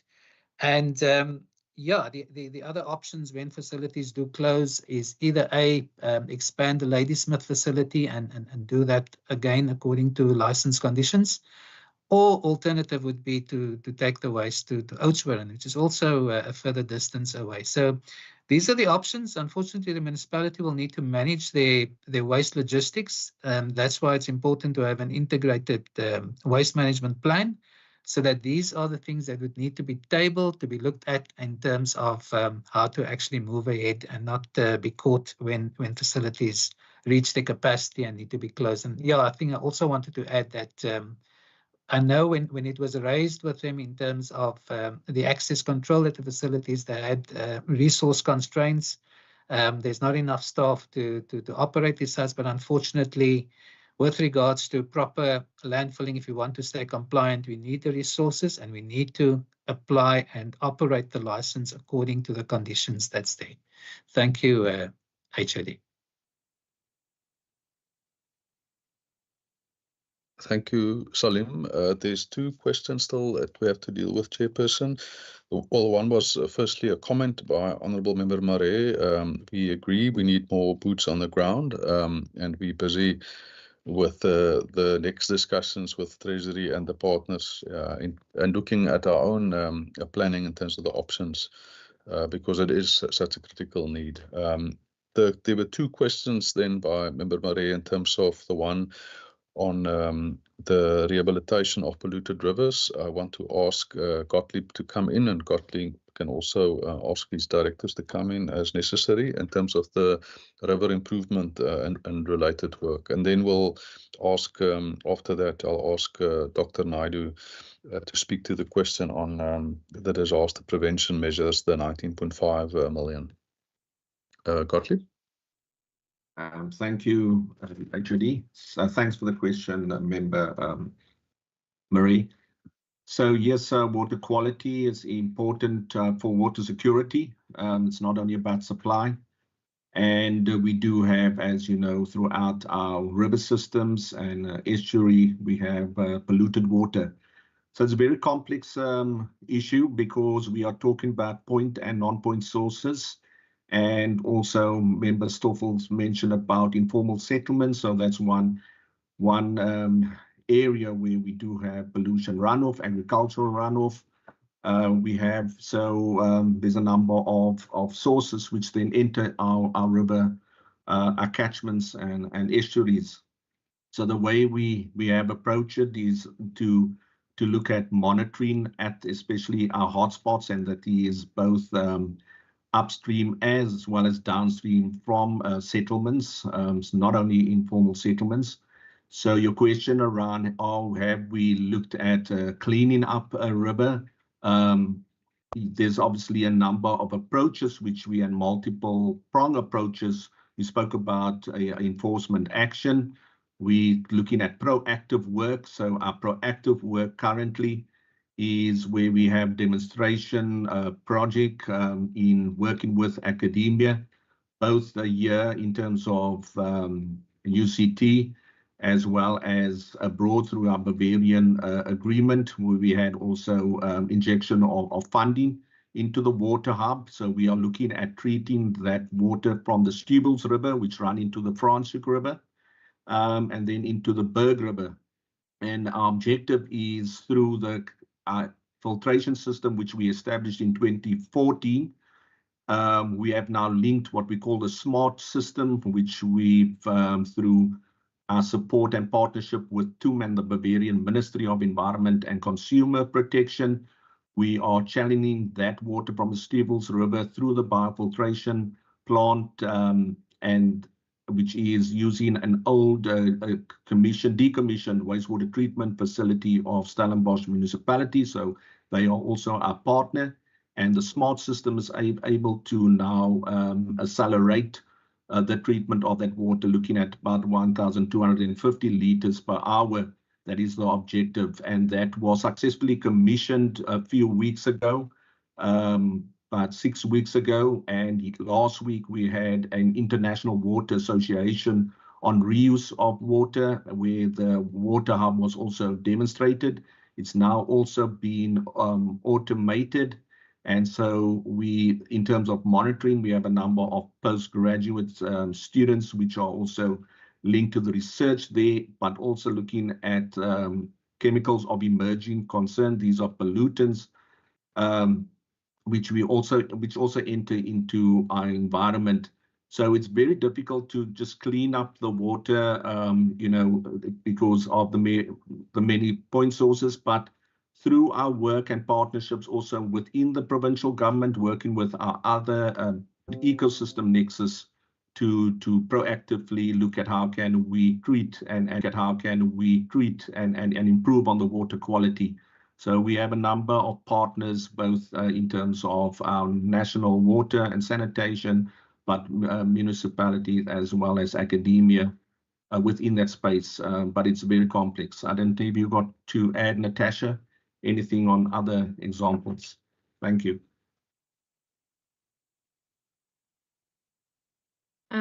Thanks, Gottlieb and Chair. Just check, can you hear me? Yes, Natasha. Yes, okay.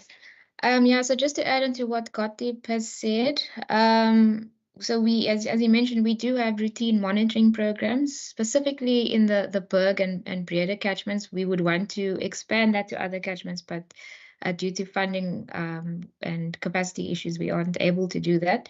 So in that regard, we work very closely with the National Department of Water and Sanitation and also the Breede Olifants Catchment Management Agency, so that we at least trying to integrate our water quality monitoring programs across the catchments, and so that we're not duplicating our efforts, and that we optimize our resources in that way. And then through our Western Cape Sustainable Water Protection Plan, we have a steercom linked to that, and the focus of that is we've got three strategic focus areas of that. It's around the water quality monitoring and pollution management, the ecological infrastructure, as well as water sensitive design and planning, which will also cover the nature-based solutions Gottlieb was referring to. And so through that, we do identify those hotspots. As Gottlieb mentioned, it's a lot. The main concern is the diffuse pollution sources like runoff from urban and informal settlements, and also agricultural runoff. But through that steering committee of the water protection plan, we are formulating working groups to identify those hotspots. And because we have dual and kind of parallel mandates with other departments, try and deal with those hotspots in an integrated way. We have also talking, so also through the Water Resilience Committee, which is led by DLG, Department of Local Government. With them also, a lot of the issues are related to sanitation infrastructure systems, so failing pump stations or wastewater work. So also working closely with them to identify those areas and to see where we could upscale or duplicate what we have at the water hub in certain river stretches. But we are, again, always hampered by funding constraints. But yeah, it's a complex matter, and we are trying to deal with that. And then just one last thing also is using citizen science. So even just yesterday, we were out with it was a joint project with or initiative with Stellenbosch University, as well as DWS, and so we went out with a group of learners and showed them how to use different monitoring tools, did a whole walk down the stretch of river, and trying to get initiatives like that also going with eco clubs based at school, etc. So yeah, we are severely constrained with funding in terms of actually implementing riparian rehabilitation projects, but we are finding other means to do that. Thank you, Natasha and Gottlieb. Chairperson, then there was the question to Cape Nature in terms of the disaster funding. I'm going to ask Dr. Naidoo to come in on the matter. Just to give us, from a strategic point of view, we're working closely with Karen Shippey and other colleagues with the Department of Local Government in terms of how we look at risk in the province, in terms of risk vulnerability, in terms of climate change and related risks. And we, with the Department of Infrastructure, as the custodian of all the provincial property, we, with the Department of Infrastructure, do the assessments through the coordination of the Department of Local Government. We present the funding request in terms of disaster funding to the National Disaster Management Center and National Treasury. And we've had flood damage on flood damage, which also complicates matters. The funding that we require is way more than what we receive. So the prioritization is critical, as you would see from the past experience as well, and as reported. Cape Nature are forced to then in the interim reprioritize from their own funding in terms of immediate work required, while we're pursuing all the funding that we can access in terms of the declared disasters. But to ask Dr. Naidoo to please speak to the question. Thank you. Thank you, Chidi. Thank you, Chair, and thank you to Honourable Murray as well. This is could have asked for a better question to showcase our work. To start with the short answer first, the 19.5 million, and I'll come to Ms. Coral Burse, will describe how we calculate that. That's based on actual expenses over the last few years. It's certainly not the amount we've asked for, and we do ask in the adjustment budget and in our annual budget requests, but we have to work with the amount we receive.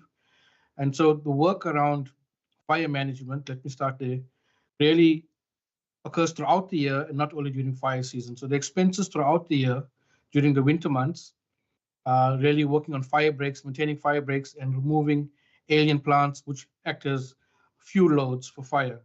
So that's important. That occurs throughout the work. That work doesn't even go into the fire season because then it's active firefighting, and we don't have people in field, and also the human resources are deployed to active firefighting. So those roughly the two bulk areas of where we spend the allocation, and that work is throughout the year.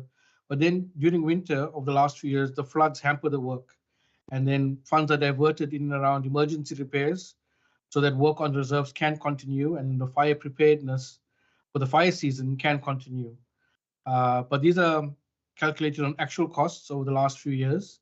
In the adjustment budget, we did ask for more money. We received slightly more, but not to cover the entire amount we need. So every year there is an overspend, and we do then have to reprioritize within the budget on that because we obviously cannot spend money we don't have. But to talk to the process, I'll start with Ms. Cora Burse, and then if we need to add anything, I'll come to Ms. Natalie Hayward as well. Thank you, Ms. Burse. Thanks, Dr. Naidu. Good morning, honourable members, Chair, Minister and colleagues. I think maybe just to start in terms of the question, Honourable Marie, is that the allocation that Cape Nature has been getting over the last 5 years has been in the region of 10 million, specifically applied for fire suppression on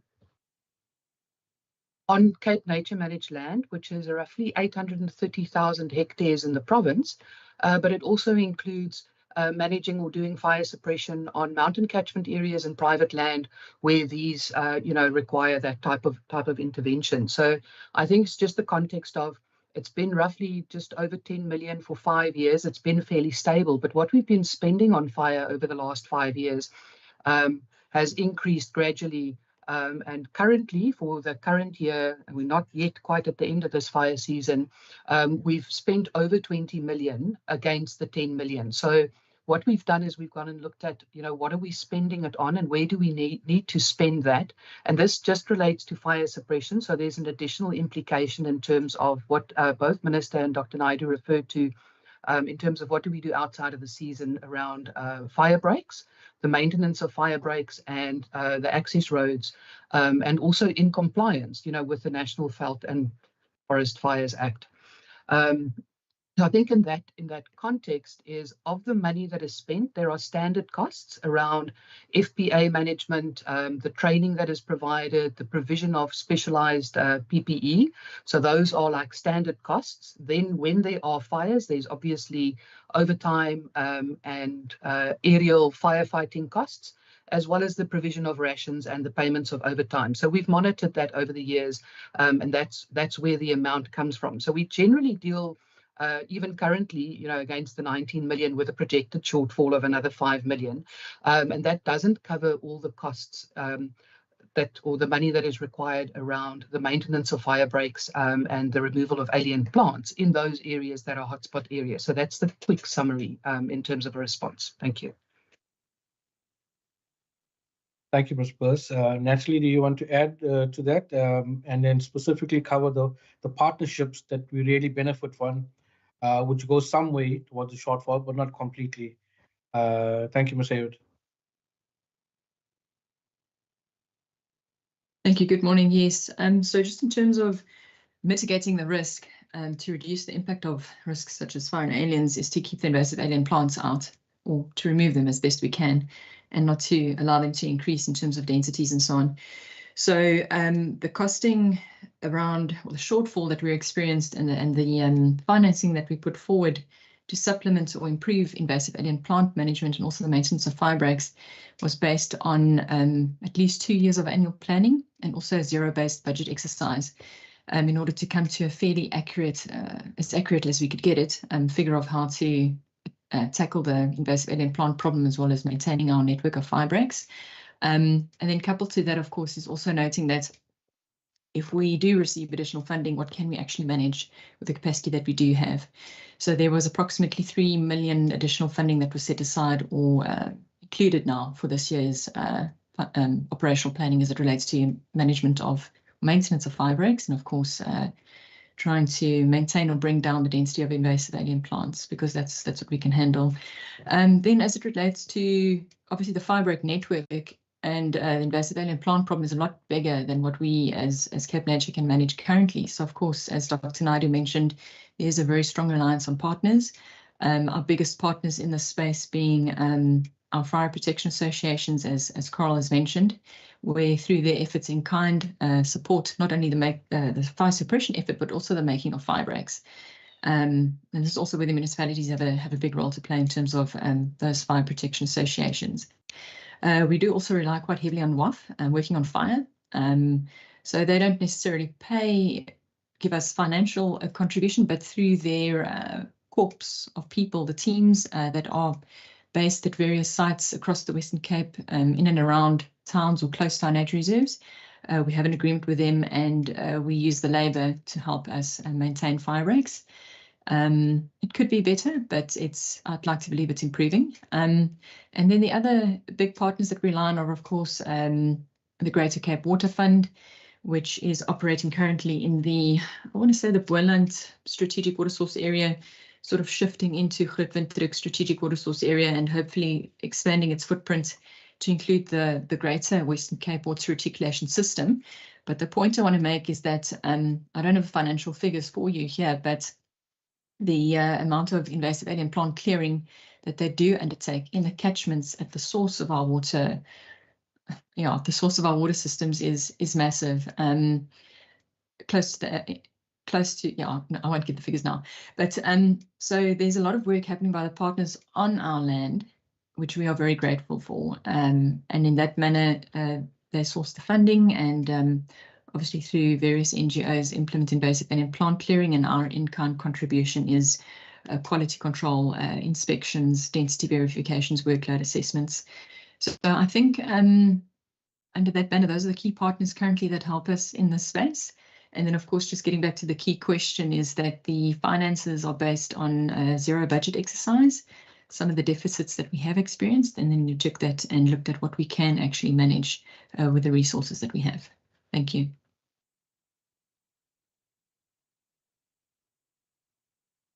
Thank you, Chair. I think that's it from our side. And to Etude. Thank you, Dr. Naidu, Natalie, and Carl. Chairperson, that was the last of the questions. I want to really thank the chair and the members for your oversight, for your questions. Thank you, Minister, and thank you also to Cape Nature for the good work that you do. And then to all the officials of the department, it was a difficult planning and budgeting process, but thank you for the amazing work that you do. Thank you, Chairperson.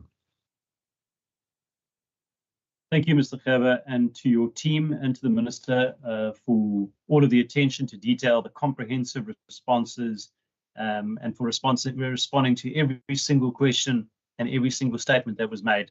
I think that really goes a long way to building confidence and a good working relationship between us as the committee and yourselves as the officials, sort of point of the spear, so to speak, who are carrying out such fantastic work. So a big thank you to you and your team. Colleagues, we are going to move on now to agenda item 6, which is the consideration of the report on vote 9. Members, I am going to put it to you that we take the vote as one, the items that have been discussed today. And if there are any members who would wish to object, you are entitled to do so. You're obviously entitled as well to submit a minority report if you wish.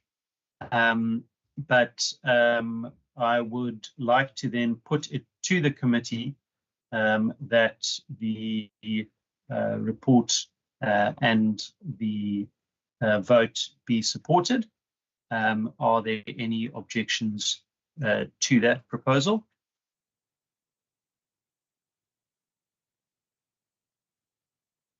Member Stoffel. Member Stoffel, you're welcome to speak. Thank you, Chair. Chairperson, as the minority, I don't know whether I can declare, Chair. Yes, you are more than entitled to make any view that you wish public in the committee. Okay. Chairperson, I want to put it officially to say the ANC wish to note the decrease in the adjustment budget for vote 9, but it is on that basis, Chairperson, that the minority view of the ANC not supporting the budget in line of Rule 90 must be noted. I thank you, Chair. Thank you very much, Member Stoffel. All right, if we don't have any other objections, then apart from the point, Member Constable's also raised his hand. Member Constable. Thank you very much, Chair. Chair, at this moment, the Patriotic Alliance also will not support the vote. We will ask you to whether we can submit in writing to you as the Chair our concerns with regards to the budget. Thank you very much, Member Constable. Yes, you are welcome to. That would be then forwarded on to the programming committee, if it is a programming issue, certainly, but it can also obviously be raised with the Speaker of Parliament as well, and the Chief Whip, if you feel necessary. But that is noted. Colleagues, if we are just taking those two members, then if there are no other objections or points raised, then the support of the committee then is carried.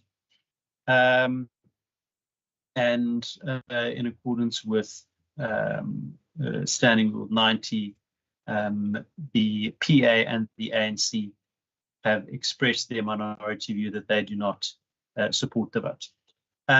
So committee will then adopt this draft report with those comments having been made. Colleagues, we do have one more item on the agenda, and thank you very much to the officials who have joined us up until now. Mr. Kutsia, can I take your hand?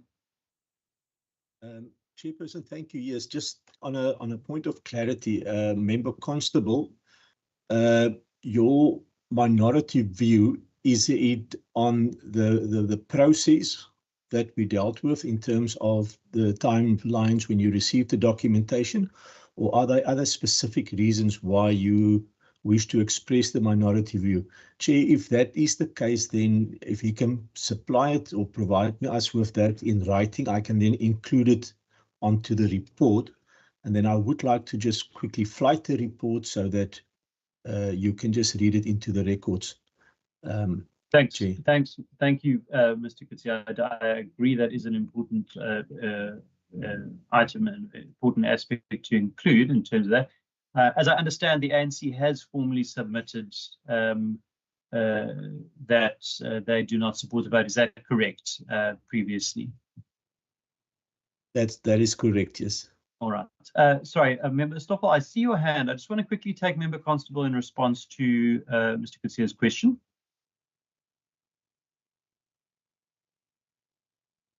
Member Constable. Chairperson, thank you. There's two points that I raised. The one is with regards to the process and the timeframes, with regards to the submission or the availability of the documentation. The other one is that we support the ANC with what supporting the vote today. All right. So, Mr. Kutsia, you've caught those two. So it's in terms of the process.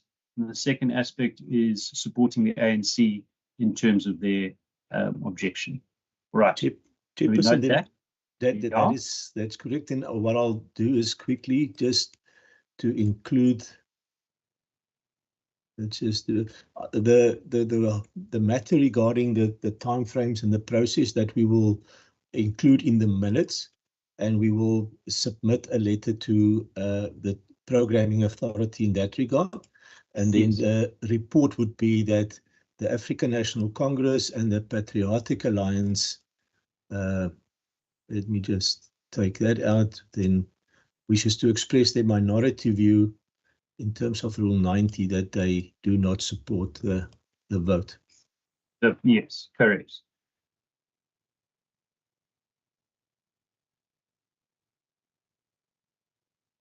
Okay, Member Stoffel, can we take you in the meantime?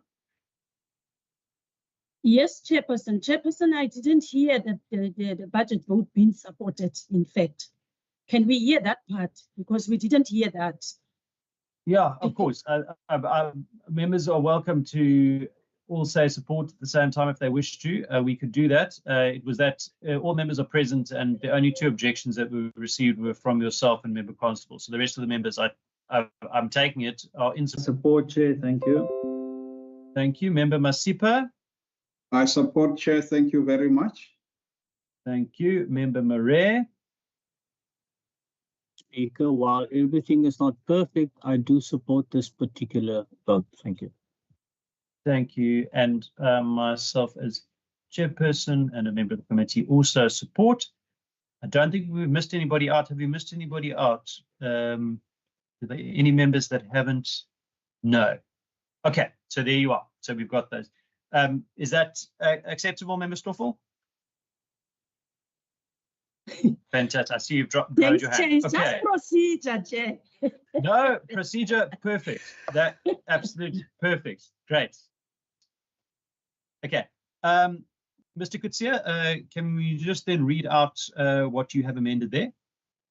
Chairperson, then the committee report will read as follows. The report of the Standing Committee on Local Government, Environmental Affairs and Development Planning on Vote 9, Environmental Affairs and Development Planning, in the schedule to the Western Cape Appropriation Bill 2025 B2 2025, dated 28 March 2025, as follows.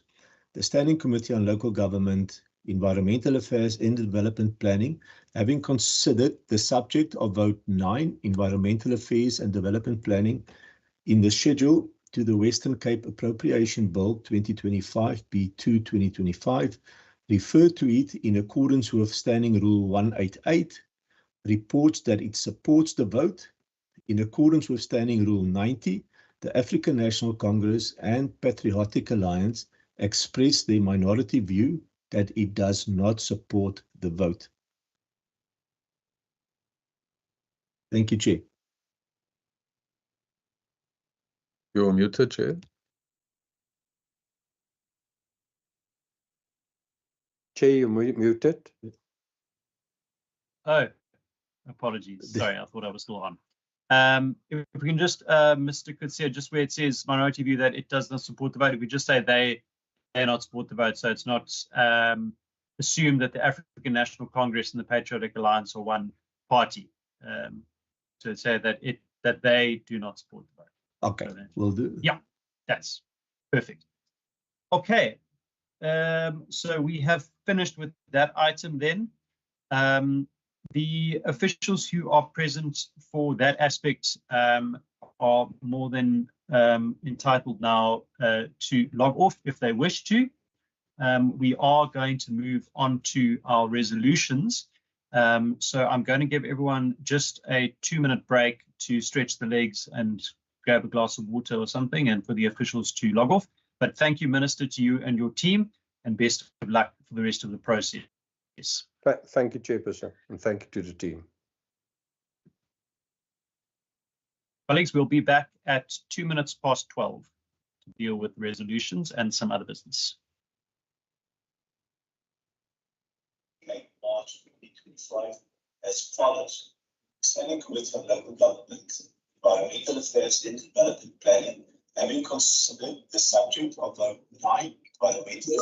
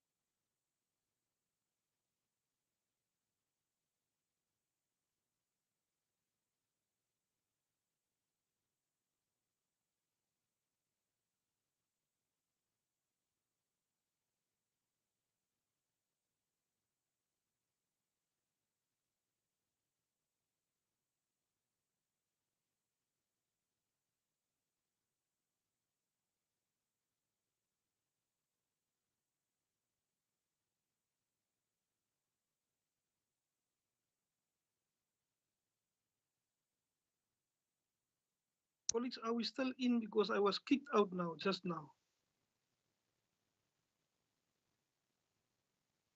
Members, Constable, those, yeah, we are still in the meeting.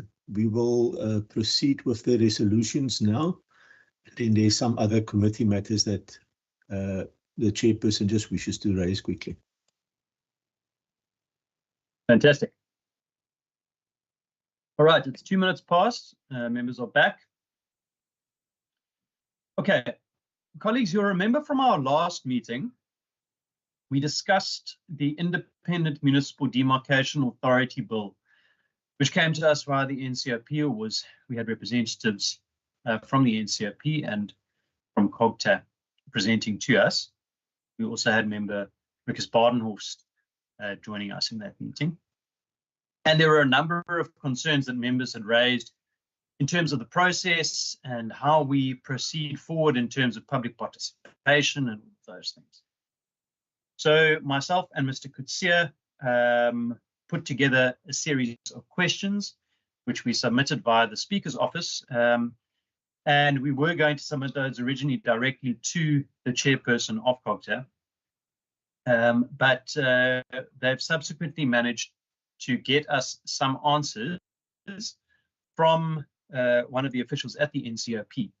And I'd like to just quickly read those out, and we can also send these responses out to members if you wish to receive those.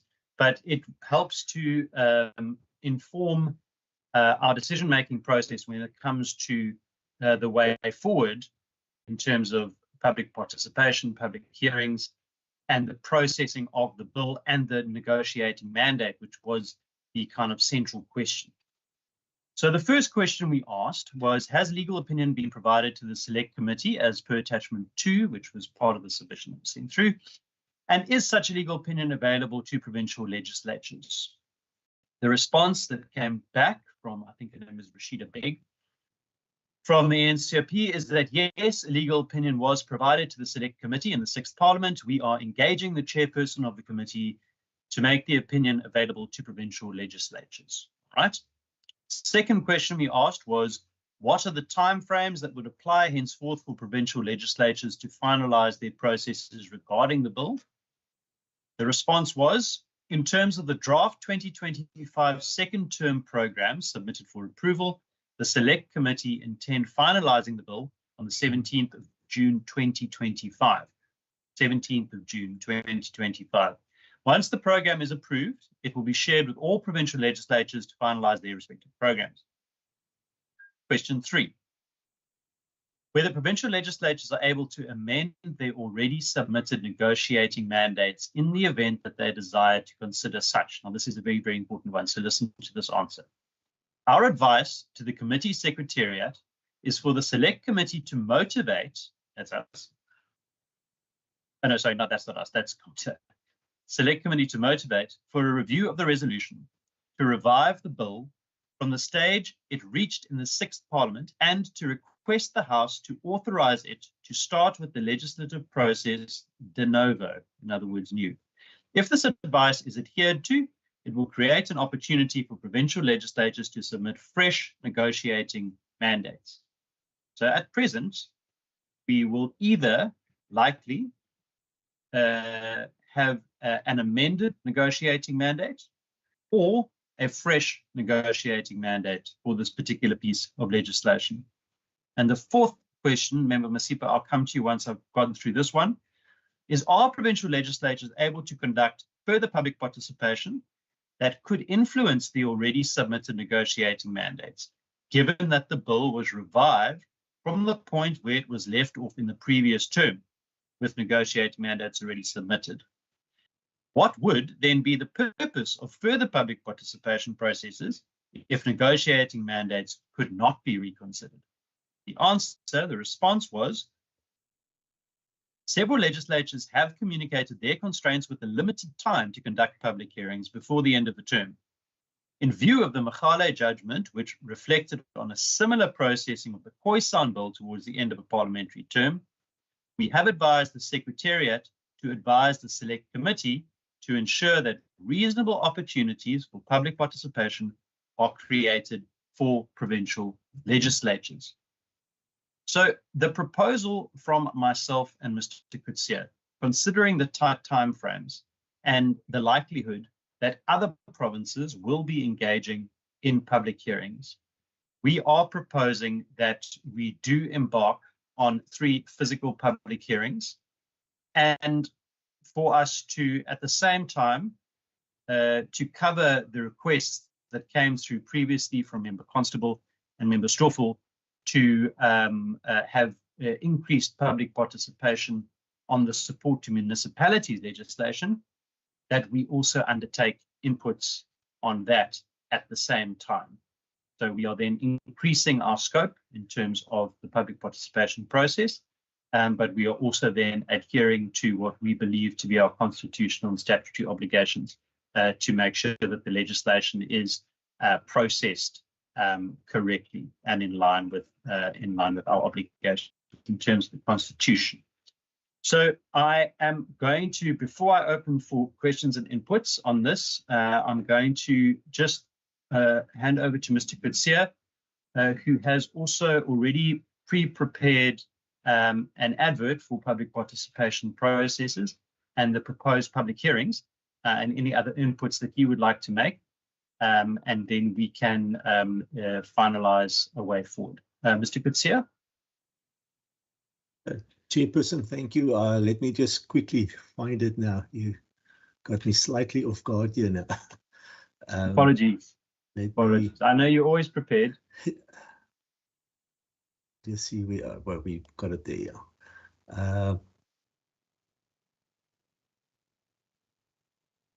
Okay, gee, I'll just quickly share now.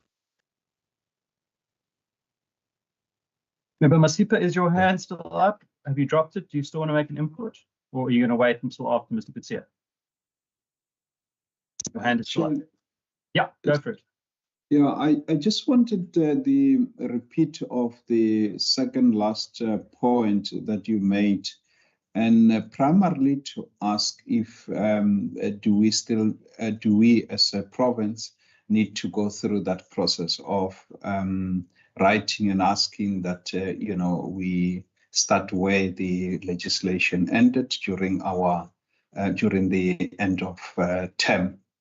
If we are expected to make that particular request. I just wanted to get clarity on that one. Yeah, so let Mr. Coetzee just quickly go through this, and he can explain, because he's also had a conversation with some of his colleagues in the other legislatures. So let's just, Mr. Coetzee, if you can just go through what you've got there and your other inputs. Yeah. This is our standard advert that we normally would place in the newspapers, and the committee can decide on which newspapers we're going to advertise in. But it starts off with the purpose of the bill, and in this case it will be the Western Cape Monitoring and Support of Municipalities Amendment Bill, as well as the Independent Municipal Demarcation Authority Bill. The important question then is that we ask in these adverts are those interested in engaging the committee may submit written submissions via email to me or make oral submissions by sending a voice note to a WhatsApp number, which we will still include on the advert, and may also request to appear before the committee to make the oral submissions. And even if they submit only a written submission, we will request and we will ask them whether they would like to come and speak to their written submission. So they will be afforded that opportunity as well. I had a look at 3 possible dates, which we will still need to just clear with the programming authority. And we were thinking of going to the George area, where we would cover the Garden Route, Klein Karoo areas, and then also on the west coast, Vredendal. And then we'll have the last hearing in Cape Town, which will be also a hybrid hearing, where people from Stellenbosch or wherever they are could then just join via a link if they have requests to join the hearing via MS Teams. We will obviously ask them to submit their comments, request, everything by a certain deadline so that we know how to structure our programs, and everything will come through me. That basically, Chair, is in a nutshell. I don't think some of the other provinces are definitely having. I know, unfortunately, I don't have it readily available, but some of them are running public hearings still late in April. So whether we still need to request and ask, I don't think that's necessary. I think if we run the process parallel to what the NCOP is doing, that should be fine. Thanks very much, Mr. Kutsia. And I think, the other challenge is that we get caught behind the process if we take too long now, because the timeframes are so short, that we actually have to begin this process. The nice thing for us is that we have other outstanding public participation, which we can put together with this, so that we can do the supporting municipalities bill and this bill at the same time, and ensure, as Member Constable, Member Stoffels and others raised, that we actually then really do a thorough process, and we do George, Vredendal and Cape Town for both of those pieces of legislation. Colleagues, can I just get input here if we are in support of this process going forward, and if there are any other further inputs? Member Stoffel. Thank you very much, Chair. Chair.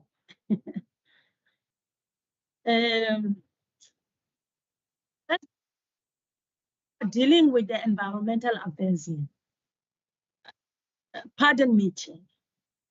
And now you give us a document where we must take decision. Yes, some issues we are quite aware of, but there is a need for us to go through the document itself, obvious with the political party where you updated from, so that you can get a proper mandate to agree and not to agree. So I would then say, Chair, as much as you want us to close the matter and to deal with the matter, please be patient with us. Allow us to go through the documents, and by next week, when we do local government, when we deal with local government, we can then answer you in a proper manner, in a correct and responsible manner. So that is my only appeal to you, Chairperson. I'm not sure how other parties feel about it, but I can agree here, but I have to get a mandate from my party. Member Stoffel, I think that is a very reasonable request, and I'm more than happy to accede to it, for us to consider this item over the weekend. It really is just a case of saying, do we begin the public participation process straight away, which I think we are probably compelled to do. But I'm more than happy for us to wait until Monday. I don't think we're going to put the advert out now straight away. So, Mr. Kutsia, do you foresee any additional challenges with us leaving this to the resolutions for Monday? Chairperson, no, I think it's fine. It's a reasonable request. Just clarity. So I will provide the members with the email response from Rashida Beg, as well as a copy of the draft advert. Chair, is that fine? Yeah. And okay. Yeah. So because members have voiced their concerns that sometimes these things aren't shared. So I would like to make sure that in terms of my responsibility, that we make sure we share these so that they are able to peruse that before Monday. Okay. Member Constable, and then Member Stoffel. If you have a final point, Member Constable first. Chair, can we quickly go up to the areas where the public participation will take place? Sorry, I didn't quite. Oh, there. Yes, those were the three. Yeah. I'm the only one speaking for the Central Group in this in this Parliament. I don't understand the most rural area. is not part of an in-person kind of public participation or public hearing. This is the last time I will speak on this matter, but I want the people of the Central Karoo to see what's happening to them in this parliament, and how they are disregarded and just neglected with anything in this parliament. So I'm really disappointed. Okay. Yeah, for the least. Thanks for the input, Member Constable. Thank you. I mean, I'm sure they'll have appreciated that we moved the entire state of the province address to Beaufort West. But yes, I think the idea is that George would serve as that. But if there are challenges, then perhaps what we could maybe do is try and see if we could assist somehow with transport. But yes, we're going to leave this over till Monday, so maybe we can make those official inputs then on Monday and discuss that. Member Stoffel? I just want to be clarified by the Ujuan.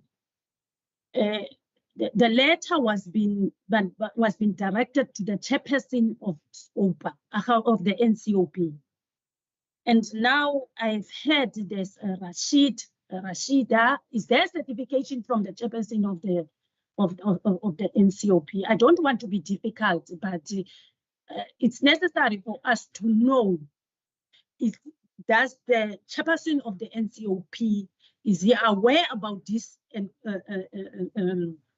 query of us to his office, and not we come with an individual opinion and make it. So I just want to be clarified. Member, I can respond to that. So just in terms of process, because I did commit to everybody that we would send a query through to the NCOP, and that would go on behalf of the Speaker. The previous one went on behalf of the Speaker. We did send it through to the Speaker's office. And in terms of the process, we were then advised that it could be dealt with, or it should be dealt with via the officials, and we could get a response that way.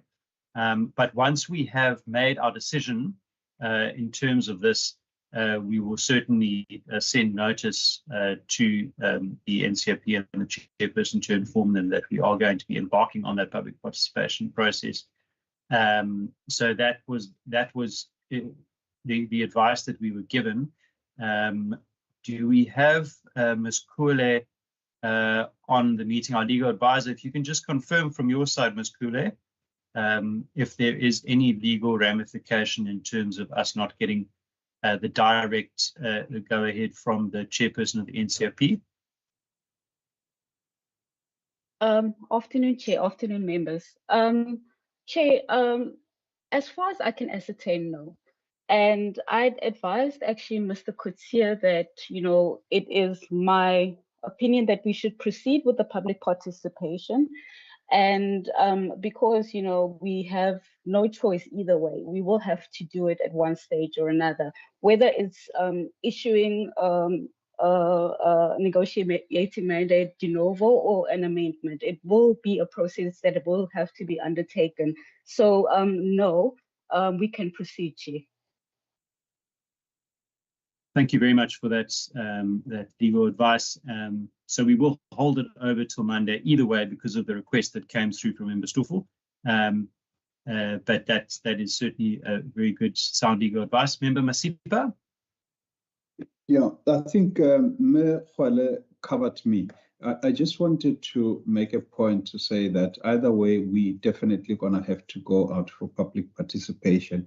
And my just fear is, and this is now from learning from the past, is that, the longer we wait, the more we're going to be pushed in terms of timelines. So I never really enjoy doing the bill, pushing the last minute, to rush to finish. But I think Programming Authority obviously sits on Tuesday. So we'll have to find our slots in those programs so that, we can get on this public participation while parallel we run in that process of going to NCOP and making our, our submission as such. So I just really want to plead to members to really consider that, time is of essence, especially when we deal with the bills, and we don't want to be rushed in the last minute. Thanks, Chair.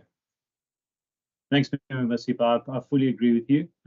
That's why I think Monday is the final deadline. I'm agreeing to this because I don't want us to just push this through now, because members have asked if they can have time to consider it. But either way, we'll make a decision on Monday. All right, colleagues, are there any other resolutions that anybody would like to propose or put forward? We have already made our resolution formally in terms of the vote. Member Stoffel? Yes, Chair. Chairman, there's this outstanding a matter that we have raised even before in terms of this committee, and that is the land audit of the various municipalities. I don't see any attempts towards that or fish with the challenges that we are faced now in the various municipalities. I think there is a need for that, Chairperson. I don't know how other members of the committee is feeling about it, but that will assist us in terms of bringing up measures to have kind of a control of these people who's just invading land. And then at the end of the day, we are sitting with environmental problems. Because now municipalities, most of the municipalities, they don't know whether it's municipal land, whether it's government land or whatever. And people is just invading, and problems is just escalating, Chair. I think that one we should really come to a conclusion to say, how are we going to deal with this issue in terms of this department? I thank you, Chair. Thanks very much, Member Stoffel. I know this one has been raised previously. Can you just expand a little bit? Because I think maybe one of the things that was holding it back was a kind of maybe just a bit of a vagueness in terms of exactly what it was that you were requesting. Are you asking for a presentation on or documentation on every piece of land that's owned by municipalities, or is it in terms of pieces of land that are invaded?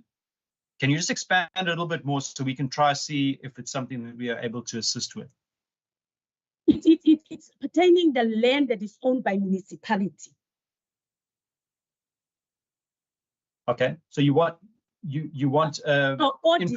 audited land audit. We want a land audit from all municipalities, and in kind of a presentation from the department to say, okay, this is the land owned by the municipalities, and this land, it can be occupied, it cannot be occupied. And what are we doing about the backlog of housing? Because I think that's where it started also, this thing. So, and that interface of the various departments that has been affected by this land issue and in these municipalities that caused us these environmental problems, and what are we going to do about it? Okay. Thanks. I've seen Member Constable's hand. I just want to quickly, Mr. Kutsia, you've just raised your hand briefly. What is that? Chairperson, yes, I'm just concerned because municipal land, this department won't be able to assist us, and that should maybe something that we can direct to the department on Monday to provide us with that, because that should be more with local government than with environmental affairs. I understand the connection is then people occupying that land creating environmental issues, but I think the municipal land should be with local government, and maybe we could raise it on Monday then rather. Sure. I think that would be a very good opportunity. I think with all the officials present, Member Stoffel, maybe to raise your question, and then depending on what the answer is you receive, we can then formalize that resolution when we formalize this other resolution at the same time on Monday. So I will make a note of that and make sure. Yeah, definitely. All right. But thanks for expanding on it. Member Constable. Chairperson, thank you very much. Chair, the issue with regards to the unlicensed landfill sites, the one that was just discussed during the vote deliberation. If we can get more information, Mr. Kutsia, clarity on the status of those landfill sites, and also the process going forward, just ask the department to unpack for us and maybe time frames, Chairperson, because this is very important for us to make sure that all landfill sites in the Western Cape is licensed. But if we don't know that and we don't assist the department with regards to information, that can be a problem. We need information to share with the communities to allow us to assist the department. So if we can get maybe more in-depth clarity and maybe a presentation on all those landfill sites and what is the process going forward with time frames. Thank you, Chair. Thanks, Member Constable. Can I also ask maybe if you can just send through to myself and Mr. Kutsia if you have any specific sites that you want to be looked into. We can certainly request a presentation and perhaps at some stage conduct an oversight visit, unannounced maybe, to some of those sites. Yes. Because I think it's important for us to see and unfortunately smell, the condition of some of those sites. So point taken, and we'll definitely put that down. Member Marais.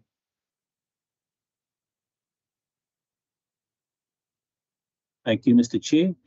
Mr. Chair, from my side, I just want to, I think I'll latch on to what Honourable Stoffel has said in terms of the land invasion of environmentally sensitive areas. I'm noticing that there are areas that are protected by law, yet they do not have sufficient protection against land invasion. So I'd like to perhaps request, as part of the resolution, if supported by the committee, that we need to get a presentation in terms of the Prevention of Illegal Evictions Act, as it impacts on the environmentally protected areas, and whether there should come an amendment to that particular act to exclude environmentally protected areas or environmentally sensitive areas. So that is something I would like the department to come forward with. We need to also propose new legislation if it impacts on the integrity of our water sources. Then the PI Act cannot stand against environmental law. So we need to be able to find a balance between the right of people, your right of movement, and you can, but against the environmental legislation, you don't have a right to pollute and to live in areas that are actually protected by law. So we need to get clarity in terms of the PI Act versus the environmental law. That is just from my side. Thank you. Thank you very much, Member Marais, noted, and we'll definitely take note of that as well. All right, colleagues, I think that is the last of the hands. I know many of us are also going to be on the next meeting with Member Masipa, Chairperson. But I just want to thank everybody for all of the feedback and for participating in the meeting. Member Marais, I see you've got your camera on. Would you like to have another an input there? Mr. Chair, I just wanted to at least show my face in the meeting today. No, we spoke. I didn't want to put on my camera. It's so lovely. It's so lovely to see Member Stoffels as well. Yeah, there we go. You see, I've given the rest of them courage to put on the cameras. No, it's nice. It's much. There we go. Look at this full family team here. Okay. All right, thanks everybody, and that then adjourns the meeting, and we will see some of you for the next session when we hand the baton over to Honourable Masipa. Thanks very much. Thank you Thank you very much. Thank you. Thank you, colleagues. Thank you, members. See you a little bit later. Bye.